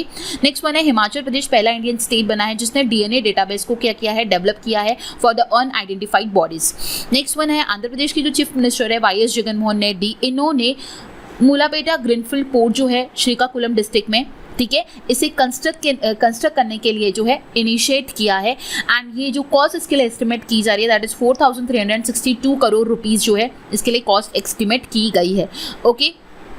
सो मुलापुटा ग्रीनफील्ड पोर्ट जो है वो श्रीकाकुलम डिस्ट्रिक्ट में जो है कंस्ट्रक्ट किया जाएगा जिसका अमाउंट मैंने आप लोगों को बताया है 4,362 करोड़ रुपीस, ऐसा एस्टिमेट किया गया है। Next one, there will be a new ₹100 coin minted to mark the 100th episode of Mann ki बात। सो मन की बात का जो 100 एपिसोड था उस समय पे ₹100 कॉइन को जो है अनाउंस किया गया है और ये जो ₹100 कॉइन है ये मिंट किया जाएगा सेंट्रल गवर्नमेंट द्वारा, ओके। नेक्स्ट वन, भूटान के किंग जो है जिग्मे खेसर नामग्याल वांगचुक, उन्होंने रिसेंटली विजिट किया इंडिया में, 3 दिन का विजिट था उनका इंडिया का। सो आपको ये ध्यान में रखना है कि भूटान के किंग कौन से हैं जिन्होंने इंडिया में रिसेंटली विजिट किया, okay. Next one, the department of tourism and department of art and culture jointly organise the Thawe festival on April 15 and 16 in Gopalganj Bihar. So Thawe festival जो है वो गोपालगंज बिहार में 15 से 16 अप्रैल के बीच में जो है department tourism and art and culture द्वारा ऑर्गेनाइज किया गया, ओके। देन NMACC नेता मुकेश अंबानी कल्चरल सेंटर जो है ये मुंबई में जो है आया है, बहुत ही ज़्यादा इसकी रिसेंटली न्यूज़ थी, आप सभी ने देखा होगा। सो ये एक इंडिया का first of its kind multi disciplinary cultural space जो है वो लाया गया है, ठीक है, जिसमें जो है music, theatre, fine arts, crafts को जो है शोकेस किया हुआ है, ओके। सो ये NMACC कहाँ पर आया है, ये मुंबई में आया, ये आपको ध्यान में रखना है, okay. Next one, India army Tezpur university sign है MOU for the providing Chinese language training to the Indian army personnels. तो इंडियन आर्मी ने तेजपुर यूनिवर्सिटी के साथ MOU साइन किया है जिसके थ्रू जो चाइनीज लैंग्वेज है वो इंडियन आर्मी पर्सनल को ट्रेन किया जाएगा, मतलब कि उनको चाइनीज लैंग्वेज जो है वो सिखाया जाएगा एंड इसके लिए ड्यूरेशन 16 वीक्स का बताया जा रहा है, okay. Next one, so next one है, Tata steel plan to set up 10 ton per day pilot plant at its Kalinganagar facility in Odisha to produce methanol using blast furnace fuel gases। यहाँ पे क्या बोला जा रहा है कि टाटा स्टील क्या कर रहा है, 10 ton per day pilot plant जो है कलिंगानगर उड़ीसा में सेटअप करने वाला है मिथेनॉल प्रोड्यूस करने के लिए और उसके लिए वो ब्लास्ट फर्नेस फ्यूल ग्लासेस का इस्तेमाल करेगा, ओके। देन नेक्स्ट बोला जा रहा है कि फॉरेन ट्रेड पॉलिसी ने एम किया है कि वो $2 ट्रिलियन जो है वो अचीव करेगा in export by the year 2030। Then next one है, Uttar Pradesh on track to be first Indian state with 100% EV in government department. So Uttar Pradesh जो है वो पहला इंडियन स्टेट जो है वो घोषित किया गया है with 100% EV in government department, मतलब कि जो गवर्नमेंट डिपार्टमेंट की जो सारी व्हीकल्स होगी वो EV व्हीकल्स होगी बाय द ईयर 2030, ऐसा टारगेट किया जा रहा है, मतलब कि वो 100% EV में कन्वर्ट होने वाला है। सो पहला स्टेट बना है Uttar Pradesh, okay. Next one, the government has introduced a new platform called new India literacy programme which is centrally sponsored scheme that will be implemented for the 5 year 2022 to 27, okay, 22-23 financial year to 26-27 financial year, okay. So यहाँ पे ये बोला जा रहा है कि new Indian literacy programme जो है वो एक न्यू प्रोग्राम गवर्नमेंट द्वारा इंट्रोड्यूस किया गया है कि सेंट्रली स्पॉन्सर्ड स्कीम है जो कि 5 साल के लिए इंप्लीमेंट की जा रही है, ठीक है। इस स्कीम का जो फाइनेंशियल आउटले बताया जा रहा है दैट इज 1037.90 करोड़, ओके, जिसमें सेंट्रल गवर्नमेंट 700 करोड़ जो है वो कॉन्ट्रीब्यूट कर रही है एंड स्टेट गवर्नमेंट जो है 337.90 रुपीज़ करोड़ जो है वो कंट्रीब्यूट करी है। The primary objective of the programme is to provide a literacy to 5 crore individual in the age of 15 years and above who are currently unable to read and write. मतलब कि जो भी 15 साल से ऊपर के जो भी इंडिविजुअल्स है, जो लिख नहीं सकते, जो बोल नहीं सकते, उनको जो है लिटरेट किया जाएगा, मतलब कि उनको जो है लिटरेसी प्रोवाइड की जाएगी। तो ओवर 5 करोड़ इंडिविजुअल्स को जो है इस प्रोग्राम के थ्रू जो है लिटरेसी प्रोवाइड किया जाएगा। ओके, सो ये न्यू लिटरेसी प्रोग्राम जो है गवर्नमेंट ने अनाउंस किया है, सेंट्रल गवर्नमेंट का एंड स्टेट गवर्नमेंट का इसमें कितना कंट्रीब्यूशन है वो ध्यान में रखना है, टोटल आउटले कितना डिसाइड किया वो ध्यान में रखना है, एंड इसमें एज ग्रुप स्पेशली ध्यान में रखना है, वो बहुत इंपॉर्टेंट है कि 15 साल से ऊपर की जो इंडिविजुअल्स है जिनको लिखना और बोलना नहीं आता है उनको इसमें लिटरेसी प्रोवाइड की जाएगी। Okay, next one, Assam Arunachal Pradesh CM sign a pact to resolve a border dispute. So border dispute को रिजॉल्व करने के लिए आसाम ने अरुणाचल प्रदेश ने जो है एक एग्रीमेंट को जो है साइन किया है। ओके, अब ये जो दो स्टेट्स है ये 804.1 किलोमीटर लॉन्ग बॉर्डर जो है वो शेयर करता है। ओके, सो आसाम के जो चीफ मिनिस्टर है हेमंत बिस्वा शर्मा एंड अरुणाचल प्रदेश की जो सीएम है पेमा खांडू, इन्होंने एग्रीमेंट साइन किया है कि ताकि ये बॉर्डर का जो डिस्प्यूट है ये रिजॉल्व कर सके। ओके, एंड इन्होंने ये डिसाइड किया है कि जो नंबर ऑफ डिस्प्यूटेड विलेज पहले हुआ करती थी वो 123 हुआ करती थी, अब उन्होंने रिड्यूस करके 86 कर दी है। ओके, सो उन्होंने क्या किया, decided to restrict the number of disputed village to 86 instead of 123। Okay, so सबसे पहले यहाँ पे ये ध्यान में रखना है कि आसाम एंड अरुणाचल प्रदेश ने एग्रीमेंट साइन किया है किसके लिए, जो बॉर्डर का डिस्प्यूट है उसको रिजॉल्व करने के लिए, कितनी ये बॉर्डर शेयर करते हैं ये ध्यान में रखना है, एंड लास्टली ये ध्यान में रखना है कि कितने डिस्प्यूटेड विलेजेस को इन्होंने रेस्ट्रिक्ट कर दिया है, 86। ठीक है, next, Sara, the world first robotic check-in assistance has been unveiled by the Dubai-based airline Emirates. So Sara जो है ये पहला रोबोटिक चेक-इन असिस्टेंट है, ठीक है, जो कि अनवील किया गया है दुबई के एयरलाइन एमिरेट्स द्वारा। Okay, Sara is a part of new city checking and travel store which is recently open in Dubai financial district. The robot use a financial recognition technology to match a customer face with scan passport, check them in and guide them to luggage drop area. So ये in short ये कह सकते हैं कि जो robot जो है वो वर्ल्ड का पहला रोबोट सारा जिसका नाम बताया जा रहा है, ये चेक इन असिस्टेंस जो है ये लाया गया है दुबई बेस्ड एयरलाइन एमिरेट्स द्वारा। Okay, next one, 3 conservation reserve जो है वो डिक्लेयर किए गए राजस्थान में। ठीक है, सो फर्स्ट वन है that is Sorsan in Bara, then Khichan in Jodhpur and Hamirgarh in Bhilwara. ये 3 कंजर्वेशन रिजर्व जो है वो राजस्थान ने रिसेंटली डिक्लेयर किए हैं। Okay, next, Mana village in Uttarakhand which was previously recognized as the last Indian village will now be acknowledged as the first Indian village। देखिए क्या बोला जा रहा है, माना विलेज उत्तराखंड का जो था वो पहले ऐसा कहा गया था कि वो लास्ट इंडियन विलेज है, बट अब ऐसा एक्नॉलेज किया गया है कि वो पहला इंडियन विलेज है। ये ध्यान में रखना है, बहुत इंपॉर्टेंट है, माना विलेज जो कि उत्तराखंड में सिचुएटेड है। ओके, G20 पार्क जो है वो दिल्ली में जो है वो लाया जाएगा। Okay, this park will showcase the sculpture depicting national animals and birds of the G20 countries made using the waste to wonder concept. So waste to wonder concept को ध्यान में रखते हुए एनिमल्स एंड बर्ड्स को जो है उनके sculptures को जो है शोकेस किया जाएगा। ठीक है, सो ये जो पार्क है ये दिल्ली में लाया जा रहा है। Each animal and bird will be depicted through the metal art pieces के थ्रू उनको जो है शो किया जाएगा एनिमल्स एंड बर्ड्स को, जिनका डायमेंशन बताया जा रहा है 5 to 7 feet by 4 to 6 feet. Okay, ये इसका डायमेंशन बताया जा रहा है। ओके, सो सिंपल ध्यान में रखना है, G20 पार्क दिल्ली में आने वाला है जो कि वेस्ट टू वाटर कॉन्सेप्ट के ऊपर जो है वो बनाया जाएगा।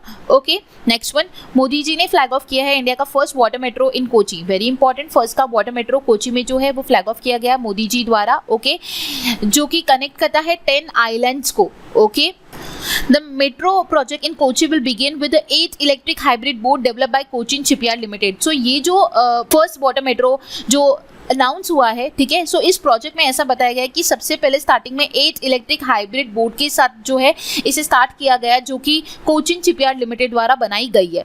Okay, the project is funded by the Kerala government and the German company KfW। Okay, so इन दोनों का कॉन्ट्रीब्यूशन है इस प्रोजेक्ट को बनाने के लिए। Okay, next one, so next one है महाराष्ट्र गवर्नमेंट ने 4% रिजर्वेशन जो है दिव्यांग एम्प्लॉय के लिए जो है वो अनाउंस किया गया है एज अ प्रमोशन। उन्होंने 4% दिव्यांग एम्प्लॉय को रिजर्वेशन जो है वो अलाउ किया है। ओके, नेक्स्ट वन देखते हैं हम लोग, chief minister Bhupendra Patel has declared the last week of April as a Swagat Saptah in commemoration of the completion of 20 years of the statewide attention on the grievance by the application of technology, मतलब कि स्वागत initiative which was launched by the Narendra Modi during the tenure of the Chief Minister of Gujarat in 2003।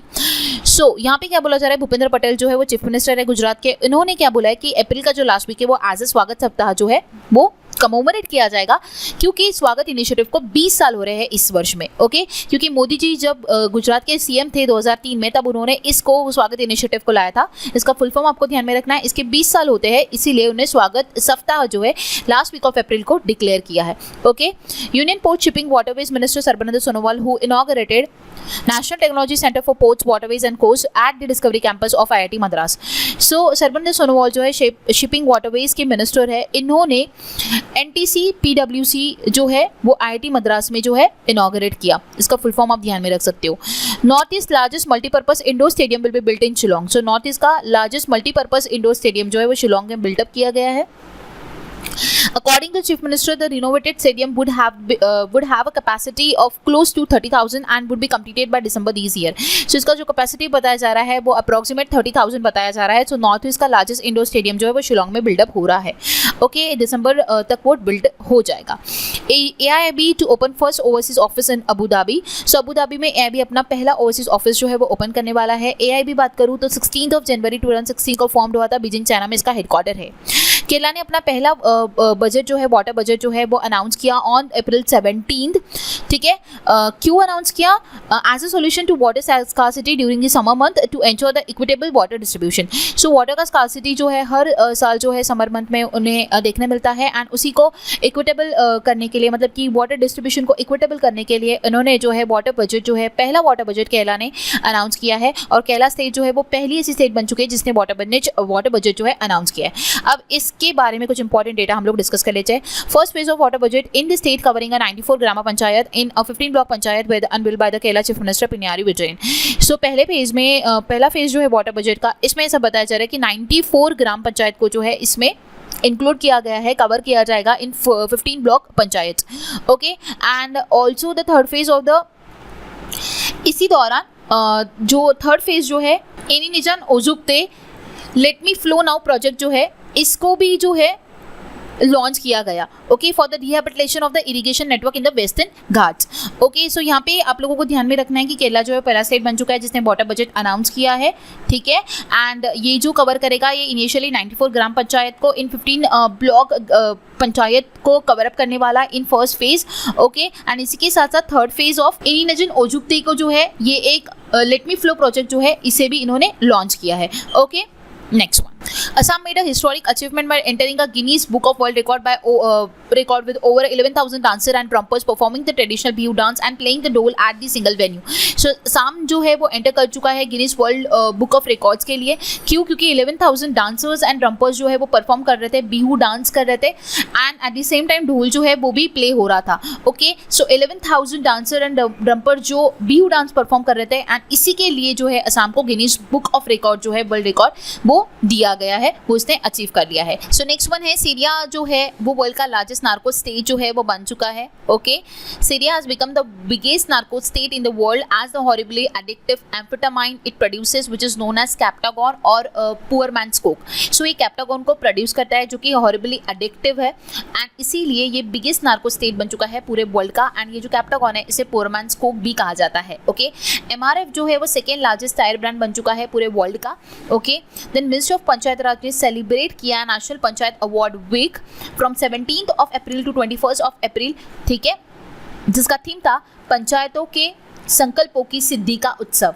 Okay, so next one है Chennai Tamil Nadu based VA Tech Wabog Limited has bagged rupees 4,400 crore sea water salt water osmosis project in Tamil Nadu, which after completion would be the largest sea water desalination project in the Southeast Asia region। यहाँ पे ये बोला जा रहा है कि चेन्नई तमिलनाडु स्थित जो VA Wabog Limited है इसने तमिलनाडु में 4,400 करोड़ का जो सी वाटर रिवर ऑस्मोसिस प्रोजेक्ट जो है वो हासिल किया है, जो कि पूरा होने के बाद लार्जेस्ट सी वाटर डिसैलिनेशन प्रोजेक्ट होगा साउथ ईस्ट एशिया रीजन का। ओके, सो आगे बढ़ते हैं और देखते हैं next one. Ministry of Finance marked the 8th anniversary of the launch of प्रधानमंत्री मुद्रा योजना। मुद्रा योजना का फुल फॉर्म होता है micro unit development and refinance agency. Okay, so इसका 8th एनिवर्सरी इस साल मनाया गया। ये लॉन्च हुआ था 2015 में। Okay, next one, India and Bhutan plan to set up a first integrated check post along a border near Jaigaon and Phuentsholing the busiest standing point between the countries. देखिए क्या बोला जा रहा है, इंडिया और भूटान ने ऐसा प्लान किया है कि वो पहला इंटीग्रेटेड चेक पोस्ट जो है वो सेटअप करेगा along the border near Jaigaon and Phuentsholing, okay, जो कि बिजिएस्ट स्टैंडिंग पॉइंट है दोनों कंट्रीज के, okay. Next one, Belgium firm to launch biodiesel project in Ayodhya soon. तो बेल्जियम क्या कर रहा है, बेल्जियम की जो फर्म है वो बायोडीजल प्रोजेक्ट को अयोध्या में सून लॉन्च करने वाला है, मतलब कि जल्द ही लॉन्च करने वाला है। The city of Ayodhya has been chosen for the 2-year pilot project aim at producing a biodiesel from waste. Belgium based company Vito is expected to launch a project in Ayodhya soon. So Belgium based company Vito जो है वो इस project को अयोध्या में सून ही launch करने वाली है। ये एक बायोडीजल जो प्रोजेक्ट है इसे लाया जाएगा, ठीक है। तो बायोडीजल को इसमें प्रोड्यूस किया जाएगा from waste, okay. So next one जो है वो है कि जिम्बाब्वे ने जो है गोल्ड बैक डिजिटल करेंसी को इंट्रोड्यूस किया है। नेक्स्ट वन है तांजानिया में जो है आईआईटी मद्रास अपना पहला इंटरनेशनल कैंपस जो है वो सेटअप करेगा। And rail Vikas Nigam limited जो है उसने अपना स्टेटस अपग्रेड कर दिया है, अब वो बन चुकी है नवरत्ना। इनसे पहले वो हुआ करती थी मिनीरत्ना कैटेगरी में, अब वो कन्वर्ट हो चुकी है इन नवरत्ना कैटेगरी एंड वो अभी 13 नवरत्ना कंपनी बन गई है among the central public sector enterprises in India, okay. Next one जो है वो ये है कि US state Pennsylvania recognizes Diwali as a official state holiday. So Pennsylvania जो है वो यूएस का स्टेट है जिसने दिवाली को ऑफिशियल हॉलीडे जो है वो अनाउंस किया है, okay. Then study in Indian pavilion at the global education and training exhibition in Delhi. तो दिल्ली में जो global education and training exhibition हुआ अप्रैल 26 से 28 के बीच में, ओके, उसमें स्टडी इन इंडियन पवेलियन को ऑर्गेनाइज किया गया। किसके द्वारा ऑर्गेनाइज किया गया है, service export promotion council with the support of department of commerce and industry, okay. Then fit India champion जो अर्जुन वाजपेयी है इन्होंने अचीव किया है माउंट अन्नपूर्णा 1, ओके। सो ये माउंट अन्नपूर्णा 1 पे इस समिट को ये रीच कर लिया इन्होंने एंड ये फिट इंडिया चैंपियन जो अर्जुन वाजपेयी है ये फर्स्ट इंडियन मैन बने हैं जिन्होंने अन्नपूर्णा 1 को जो है उस समिट को जो है वहाँ पर वो पहुँचे हैं, ओके। ये जो माउंटेन है ये नेपाल में सिचुएटेड है, 10th हाईएस्ट पीक है वर्ल्ड का, ओके, जिसका 8091 मीटर का जो है इसका हाइट है, ओके। सो वहाँ पर ये पहुँचने वाले जो है ये फर्स्ट इंडियन मैन बने हैं अर्जुन वाजपेयी, ओके। आईआईटी कानपुर ने लॉन्च किया है साइबर सिक्योरिटी स्किलिंग प्रोग्राम को, ओके। और किसके साथ मिलकर इसे लॉन्च किया है, department of science and technology के साथ मिलकर जो है साइबर सिक्योरिटी स्किलिंग प्रोग्राम को आईआईटी कानपुर ने लॉन्च किया है, okay. PM Modi inaugurate Namo medical education and research institute. So Modi ji ने जो है नमो मेडिकल एजुकेशन इंस्टीट्यूट को रिसेंटली जो है इनॉग्रेट किया। ये जो है ये सिलवासा में सिचुएटेड है, ओके। सो इसे जो है इनॉग्रेट किया गया है Namo medical education research institute को, ओके, जिसके लिए जो अमाउंट लगाई गई थी that is 203 crore rupees, okay. Next one हम लोग कुछ इंपॉर्टेंट न्यूज़ डिस्कस करेंगे related to event and meeting venues. Second tourism working group का मीटिंग हुआ सिलीगुड़ी 1 से 3 अप्रैल के बीच में। 4th B20 कॉन्फ्रेंस जो हुआ वो नॉर्थ ईस्ट रीजन कोहिमा में हुआ। सेकेंड G20 का एम्प्लॉयमेंट वर्किंग ग्रुप का मीटिंग गुवाहाटी में हुआ। देन G7 मिनिस्टर्स का जो क्लाइमेट एंड एनर्जी एनवायरमेंट का जो मीटिंग हुआ वो सेपारो जापान में हुआ। नेक्स्ट वन जो है वो ये है कि 16 इंडिया वीज़ा एप्लीकेशन सेंटर जो है वो बांग्लादेश के कुश्तिया टाउन में जो है इनॉग्रेट किया गया हाई कमिश्नर प्रणय वर्मा द्वारा, okay. DRDO industry academia centre of excellence inaugurated at IIT Hyderabad. So IIT Hyderabad में DRDO industry academia centre of excellence जो है वो इनॉग्रेट किया गया। Doctor Jaishankar inaugurated the Buzi bridge virtually which is a part of the 132 kilometre Tica Buzi Nova Sofala road project, okay. The bridge has been constructed by the India and is a symbol of solidarity and friendship between the India and Mozambique, okay. So यहाँ पे ये बोला जा रहा है कि doctor Jaishankar जो है उन्होंने बुजी ब्रिज जो है वर्चुअली इनॉग्रेट किया जो कि 132 किलोमीटर का जो है ये प्रोजेक्ट जो है ये बनाया गया है, ओके। और ये जो ब्रिज कंस्ट्रक्ट किया गया है ये इंडिया द्वारा कंस्ट्रक्ट किया गया है, okay. India will host the Shanghai corporation organisation summit in new Delhi on July 3-4 को न्यू दिल्ली में जो है SCO का जो है समिट जो है इंडिया होस्ट करने वाला है, ओके। सो ये थे कुछ इवेंट मीटिंग एंड समिट्स जिसके बारे में हम लोगों ने डिस्कस किया। अभी हम लोग हमारा मेन टॉपिक जिसके ऊपर शिफ्ट अप करते हैं next category that is banking and financial. Canara bank ने पार्टनरशिप किया है RBI इनोवेशन हब के साथ, okay. Canara bank in partnership with reserve bank of innovation hub has introduced new customer friendly service called digitalize submission of form 15G and 15H which is aimed at enhancing a customer satisfaction.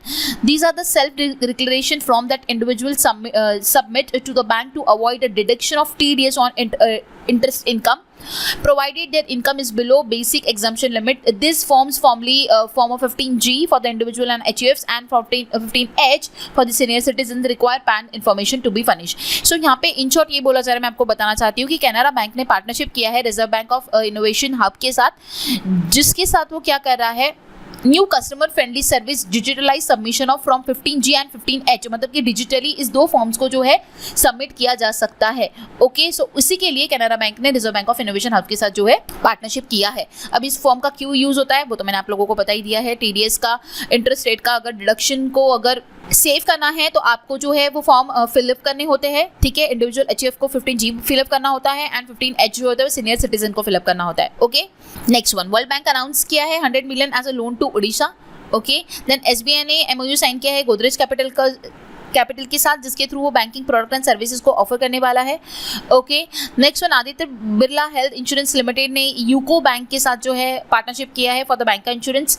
Canara bank ने premium payroll account को जो है launch किया है।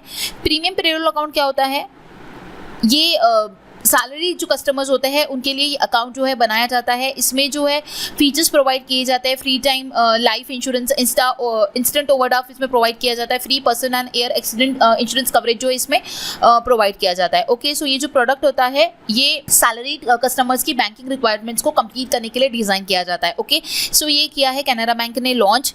RBI का repo rate unchange है, 6.5% ही है अभी जब रिलीज हुआ था नेक्स्ट मॉनेटरी पॉलिसी रिपोर्ट उसमें। सो करंट पॉलिसी रेट्स है, रेपो रेट है 6.5%, SDF जो है वो है 6.25%, MSF जो है वो 6.75 है, बैंक रेट 6.75 है and fix reserve repo rate जो है दैट इज 3.35 है, ठीक है। रिवर्स रेपो रेट, यहाँ पे सिर्फ रिवर्स आया हुआ है, रिवर्स रेपो रेट जो है वो 3.35 है। ओके, CRR 4.5% एंड SLR 18% है। सो ये करंट पॉलिसी रेट्स है जो कि चेंज होते रहते हैं, तो आपको अपडेटेड रहना है बिफोर एग्जामिनेशन। एक बार RBI की साइड से आपको गो थ्रू करना है। मैं करंट की बात करूँ तो करंट एट प्रेजेंट ये सारे पॉलिसी रेट्स है जो कि आप ध्यान में रख सकते हो। SBI ने 400 डेज का अमृत कलश जो है एक टर्म डिपॉजिट स्कीम को जो है वो लॉन्च किया है, फिर से मतलब कि रीइंट्रोड्यूस किया है। ओके, नेक्स्ट साइड में कंटिन्यू करते हैं बैंकिंग एंड फाइनेंशियल को। सो नेक्स्ट वन जो ये है कि RBI ने जो है 44 लाख का 4 कोऑपरेटिव बैंक के ऊपर पेनाल्टी जो है वो लगाया है। अब इस अगर 4 कोऑपरेटिव बैंक की बात करूँ तो फर्स्ट वन जो है वो Chennai based Tamil Nadu state apex cooperative bank है जिसके ऊपर 16 लाख का लगाया, then Bombay mercantile cooperative bank पे 13 लाख का लगाया, देन जनता सहकारी बैंक जो कि पुणे बेस्ड बैंक है जिसके ऊपर अगेन 13 लाख का लगाया एंड 2 लाख का लगाया बारह नगर सहकारी बैंक जो कि 12 राजस्थान में सिचुएटेड है। सो इन टोटल 4 कोऑपरेटिव बैंक के ऊपर 44 लाख का जो है पेनाल्टी जो है RBI ने लगाया। क्यों लगाया है उसके रीजंस भी मैंने दिए हुए हैं तो आप लोग ये पढ़ सकते हो। नेक्स्ट वन जो है वो है सिटी यूनियन बैंक ने अपना पहला voice biometric authentication banking application जो है वो लॉन्च किया है। नेक्स्ट वन है IRDAI granted a certification of registration of 2 new entities namely Acko life insurance limited and credit access life insurance limited to commence the life insurance business. So IRDAI ने क्या किया है, सर्टिफिकेट ऑफ रजिस्ट्रेशन जो है 2 new entities को जो है दे दिए है। अब ये जो 2 न्यू इंश्योरेंस फर्म ऐड होने के बाद number of insurance operating India में जो है वो 25 हो चुके हैं, ठीक है। लास्ट की अगर मैं बात करूँ तो 2011 में एडलविस टोक्यो को जो है वो ऐड किया गया था एंड आफ्टर दैट इस साल जो है 2 सर्टिफिकेट ऑफ रजिस्ट्रेशन जो है 2 न्यू एंटिटीज को प्रोवाइड किए गए, Acko and credit access life insurance limited. Okay, so ये आपको ध्यान में रखना होगा, इंपॉर्टेंट है। नेक्स्ट वन है Jupiter new banking startup has obtained a non banking financial company licence from the RBI। सो RBI से NBFC का लाइसेंस जो है जुपिटर नॉन बैंकिंग स्टार्टअप को जो है वो दिया गया है।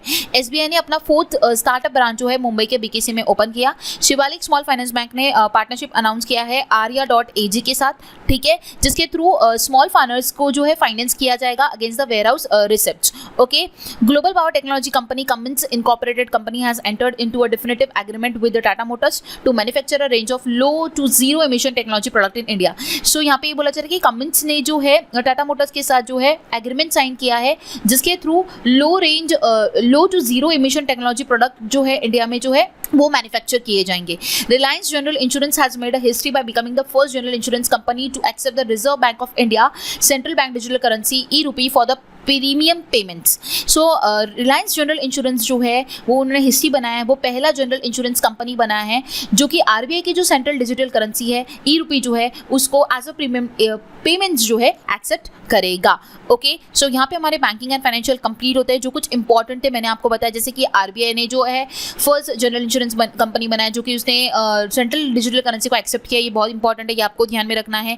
देन जुपिटर जो न्यू बैंकिंग स्टार्टअप इसको एनबीएफसी का लाइसेंस मिला, ये भी अगेन इंपॉर्टेंट है। देन आईआरडीआई ने 2 रजिस्ट्रेशन न्यू एंटिटीज को रजिस्ट्रेशन जो है सर्टिफिकेट ऑफ रजिस्ट्रेशन जो है वो ग्रांट किए हैं, वो 2 कंपनीज के नाम आपको ध्यान में रखना है। ओके, देन ये जो पेनाल्टी प्रोवाइड की है 4 कौन सी कोऑपरेटिव बैंक है ये आपको ध्यान में रखना है। आरबीआई की पॉलिसी रेट्स आप लोगों को ध्यान में रखना है, और कैनरा बैंक ने रिजर्व बैंक इनोवेशन हब के साथ जो पार्टनरशिप किया है वो भी आपको ध्यान में रखना है, किस लिए किया है वो भी आपको ध्यान में रखना है, जिसके थ्रू कौन सी सर्विस प्रोवाइड कर रहा है, digitise submission of form 15G and 15H। Okay, ये सारी जो पॉइंट्स मैंने आपको बताया सारे इंपॉर्टेंट है। ओके, सो हमारी अब नेक्स्ट कैटेगरी देखते हैं, दैट इज अपॉइंटमेंट। कुछ इंपॉर्टेंट अपॉइंटमेंट्स हुई है आपके सामने है।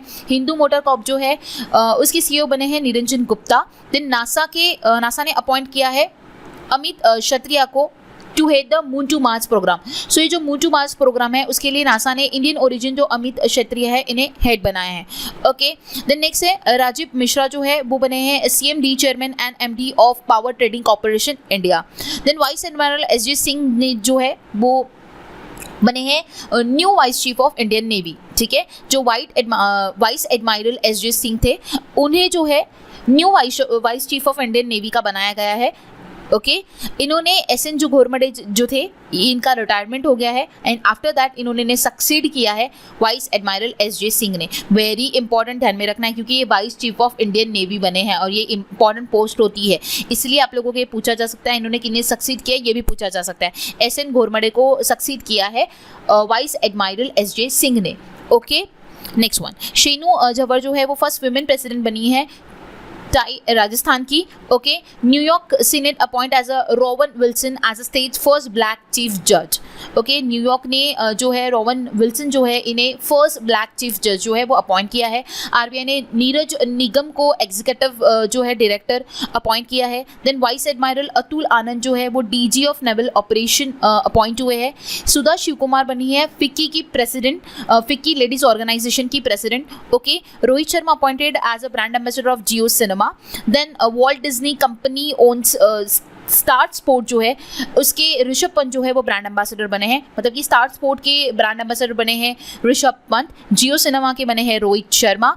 देन HSBC ने विराट कोहली को as a brand influencer appoint किया है। ओके, एंड NTRO के जो चेयरमैन बने हैं वो है अरुण सिन्हा। ओके, सो ये सारी इंपॉर्टेंट अपॉइंटमेंट्स है जो आपको ध्यान में रखनी होगी।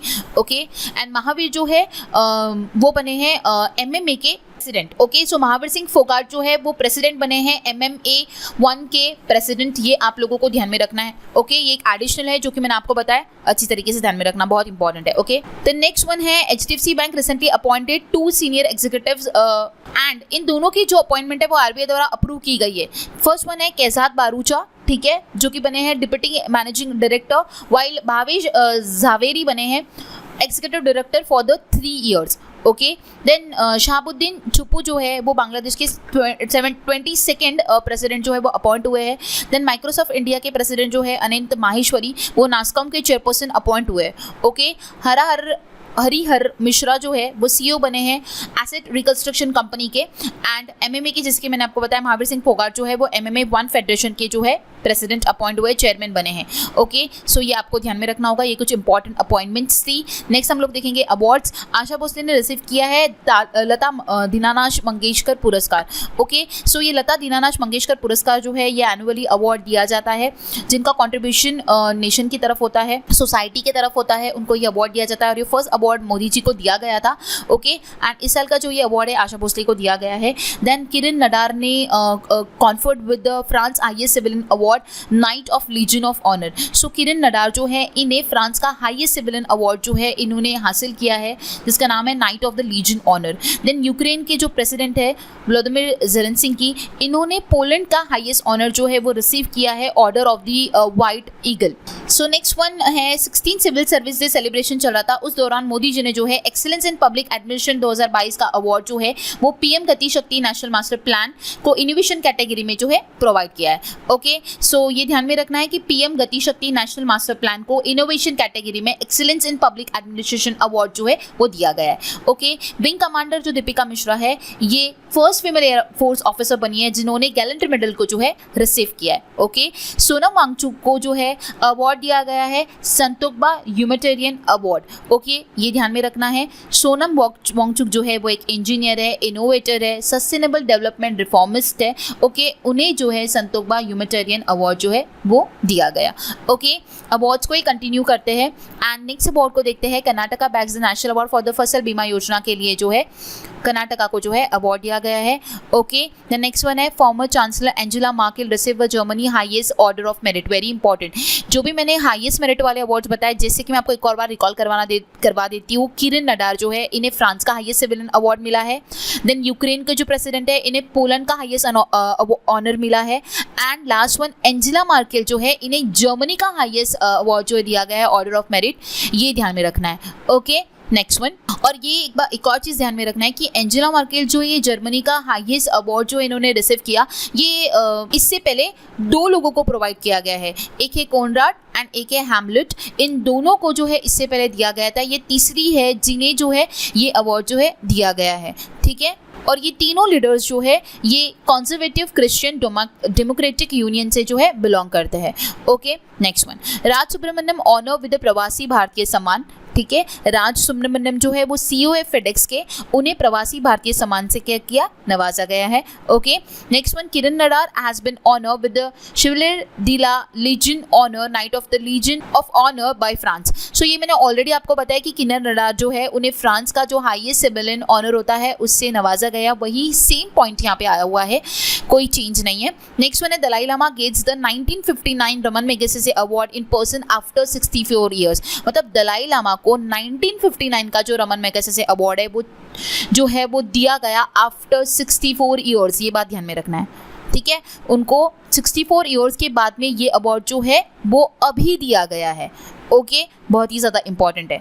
Okay, next one, the green organisation has awarded power grid corporation of India with the global gold award for their corporate social responsibility work.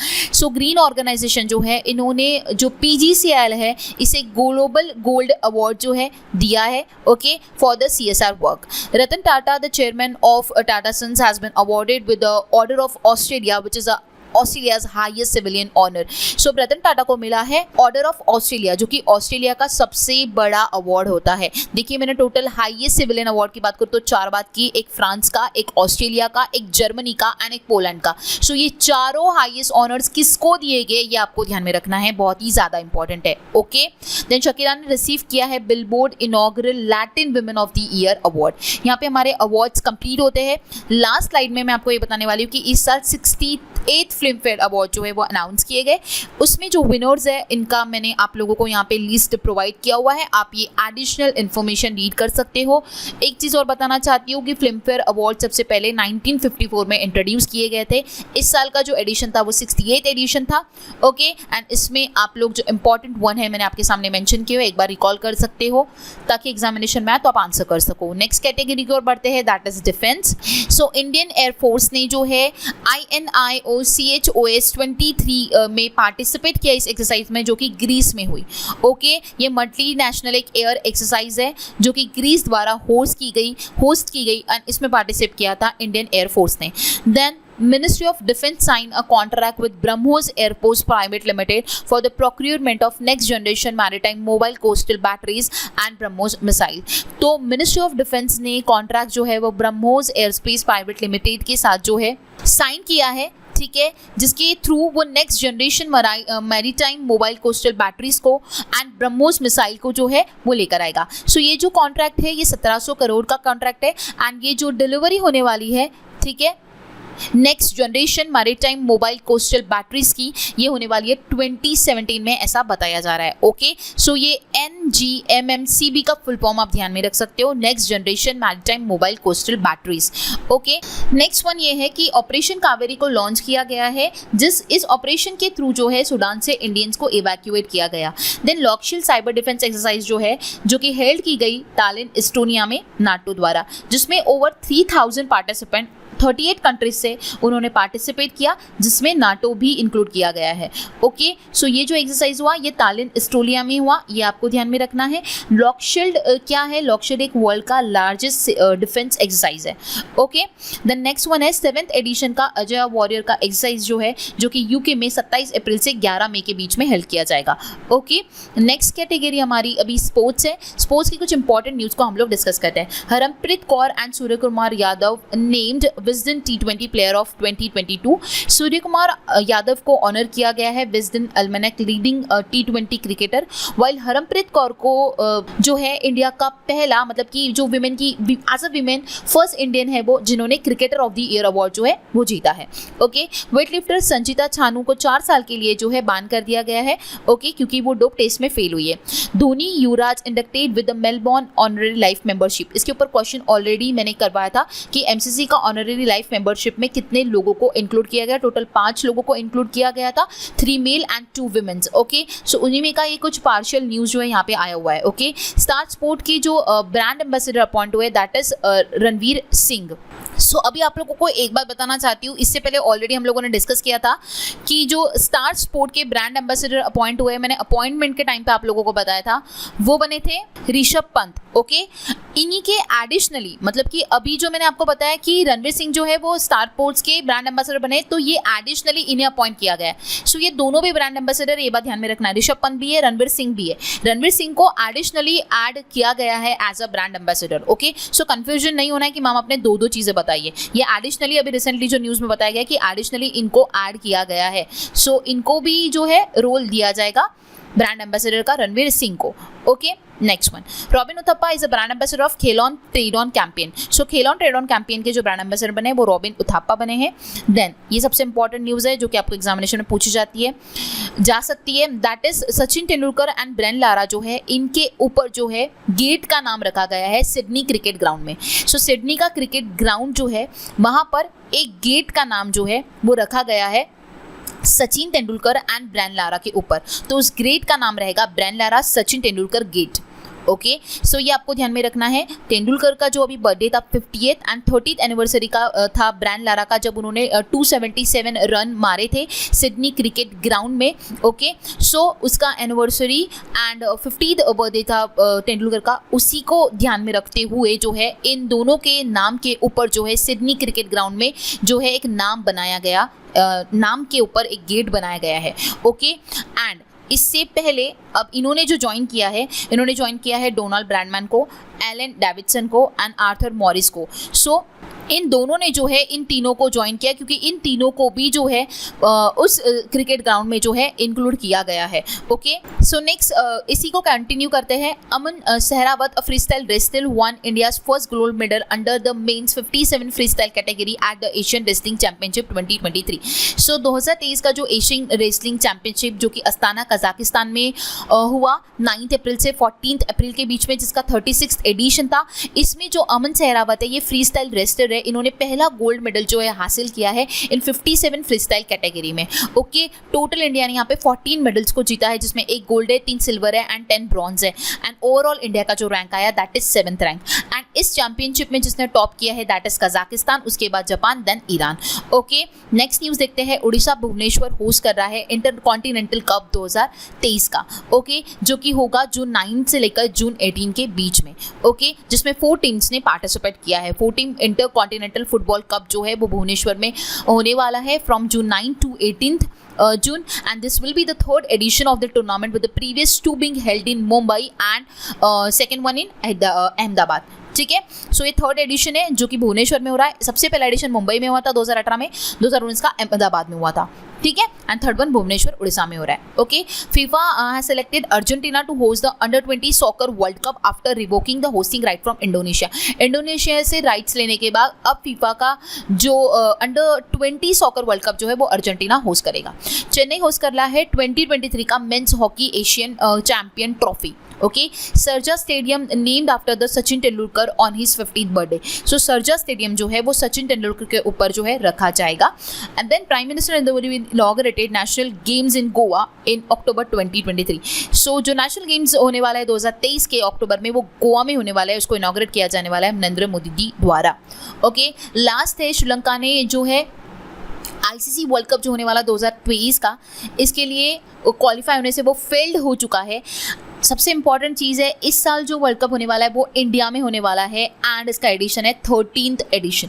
ये ध्यान में रखना है, जिसमें पार्टिसिपेंट्स बताए जा रहे हैं 10 पार्टिसिपेंट्स, मैचेस होने वाली है टोटल 48, ठीक है। एंड उसके लिए डेट जो अनाउंस की गई है, ऐसी आ रही है न्यूज़ कि 5 अक्टूबर से लेकर 19 नवंबर के बीच में जो है आईसीसी क्रिकेट वर्ल्ड कप इस साल का होने वाला है, ठीक है। सो श्रीलंका जो है वो फेल हो चुका है, इस साल का एडिशन 13th है। ओके, सो अभी नेक्स्ट आगे चलते हैं, साइंस रिलेटेड कुछ इंपॉर्टेंट डेटा देखते हैं। NASA astronaut Christina Koch has been selected as a mission specialist for the Artemis 2। Very important है, ध्यान में रखना है। फर्स्ट विमेन है जो कि क्रिस्टीना कोच है नासा की एस्ट्रोनॉट, जिन्हें जो है सिलेक्ट किया गया है इस मिशन के लिए, आर्टेमिस 2 मिशन के लिए। ये 10 डेज लॉन्ग मिशन जो है ये अराउंड द मून होने वाला है, जिसमें 4 लोगों को टोटल सिलेक्ट किया गया है। एंड इसमें से पहली विमेन है, फर्स्ट विमेन है जिन्हें सिलेक्ट किया गया है, क्रिस्टीना कोच। 4 कौन है, उनका नाम मैंने आप यहाँ पे मेंशन किया गया है, ठीक है। एज अ कमांडर रेड है, विक्टर जो है वो पायलट है, देन क्रिस्टीना जो है वो मिशन स्पेशलिस्ट है, एंड जेरेमी जो है वो अगेन मिशन स्पेशलिस्ट सिलेक्ट हुए हैं। 3 मेन एंड 1 वुमेन को इसमें सेलेक्ट किया गया है इस मिशन के लिए। Very important. ISRO is set to launch a Singaporean Earth observation satellite TELEOS-2। So TELEOS-2 एक अर्थ ऑब्जर्वेशन सैटेलाइट जो है इसरो इसे लॉन्च करेगा, ठीक है। नेक्स्ट वन है NASA Lucy mission capture a first few of the 4 Jupiter torsion asteroids. So NASA का जो ल्यूसी मिशन है उसने 4 जुपिटर टॉर्जन एस्टेरॉइड्स को जो है वो कैप्चर किया है। अब ये 4 टॉर्जन एस्टेरॉइड्स के नाम क्या है वो भी मैंने यहाँ पे मेंशन किए हुए हैं। एंड किससे उन्होंने इसे कैप्चर किया है, तो high resolution L LORRI camera से जो है इन्होंने इस 4 जुपिटर टॉर्जन एस्टेरॉइड्स को जो है कैप्चर किया है। नासा का जो ल्यूसी मिशन है ये 12 साल का जर्नी जो है ये इन्होंने तय किया है, जिसमें 9 जुपिटर टॉर्जन्स को एंड 2 मेन बेल्ट एस्टेरॉइड्स को जो है विजिट किया जाएगा, मतलब कि उनको जो है ऑब्जर्व किया जाएगा, ठीक है। सो उसमें से 4 जुपिटर टॉर्जन को जो एस्टेरॉइड्स को जो है ये ऑब्जर्व किया गया है through high resolution L LORRI camera. Okay, next one, ESA European space agency launch a Jupiter icy moon explorer mission JUICE to search for life on Jupiter's moon. तो देखो क्या बोला जा रहा है यहाँ पे, यूरोपियन स्पेस एजेंसी जो है इन्होंने जूस को जो है लॉन्च किया है। जूस क्या है, Jupiter icy moon explorer mission. So इसे लॉन्च किया है जिसके थ्रू जुपिटर मून्स के ऊपर लाइफ है यानी इसे सर्च किया जाएगा। Okay, Jupiter aims to explore Jupiter's and 3 of the largest moons. देखिए 3 ऑफ द लार्जेस्ट मून्स कौन से, उसका भी नाम मैंने मेंशन दिया है। ओके, सो ESA क्या है, यूरोपियन स्पेस एजेंसी, जिसने जुपिटर मिशन को लॉन्च किया है to search for the life on Jupiter moons.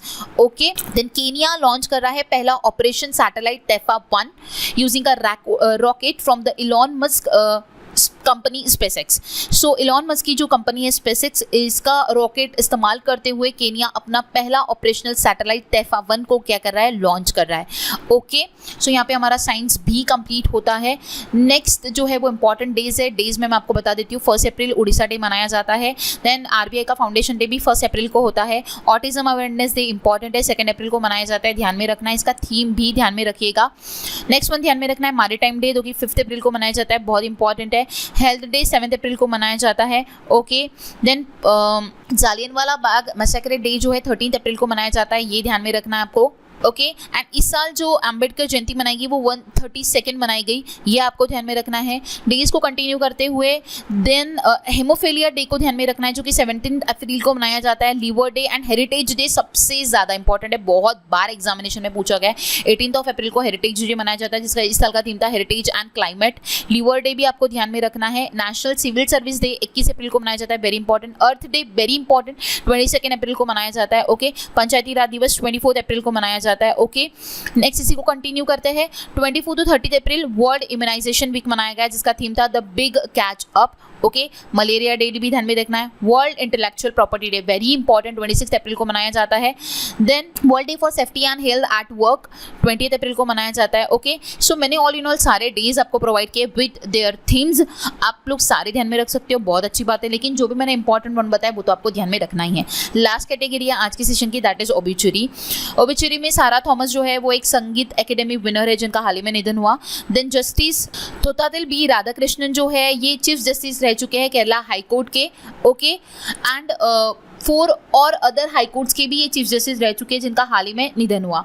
Okay. Telugu actor comedian अल्लू रमेश जो है इनका भी हाल ही में निधन हुआ है। नेक्स्ट वन है पाकिस्तानी कैनेडियन जर्नलिस्ट तारिक फतेह पास अवे। सो पाकिस्तानी कैनेडियन जर्नलिस्ट है तारिक फतेह जो कि खुद को एज अ मिडनाइट चाइल्ड जो है वो रेफर किया करते थे। ओके। सो इनका हाल ही में निधन हुआ है। Then former Punjab chief minister Prakash Singh Badal जो इनका हाल ही में निधन हुआ, ये पंजाब के यंगेस्ट सीएम रह चुके हैं। ओके। नेक्स्ट वन है Orissa MP and 3 time MLA Trilochan Kanungo pass away. So mister Kanungo जो है इनका हाल ही में निधन हुआ है, ये उड़ीसा के एमपी रह चुके हैं एंड 3 बार एमएलए रह चुके हैं। ओके। सो यहाँ पे हमारी ओबिचुरीज भी कंप्लीट होती है, हमारा यहाँ पे कंप्लीट सेशन होता है। हमने स्टार्टिंग में कुछ इंपॉर्टेंट क्वेश्चंस देखे एंड आफ्टर दैट मैंने आप लोगों के साथ कुछ इंपॉर्टेंट बुलेट न्यूज़ डिस्कस की अलग अलग कैटेगरीज में। ओके। सो ये जो सेशन था ये ज़रूर थोड़ा लेंदी हुआ होगा क्योंकि ये फुल मंथ का सेशन है, लेकिन इसमें आपकी each and every important news cover up होती है। ओके। सो यहाँ पे हमारा अप्रैल का जो करंट अफेयर है वो कंप्लीट होता है। मिलते हैं नेक्स्ट सेशन में। आपकी भी कोई पर्टिकुलर एग्जामिनेशन के लिए कोई रिक्वायरमेंट होगी तो आप कमेंट बॉक्स में कमेंट कर सकते हो। Stay tune for the upcoming session. Thanks for watching and have a nice day.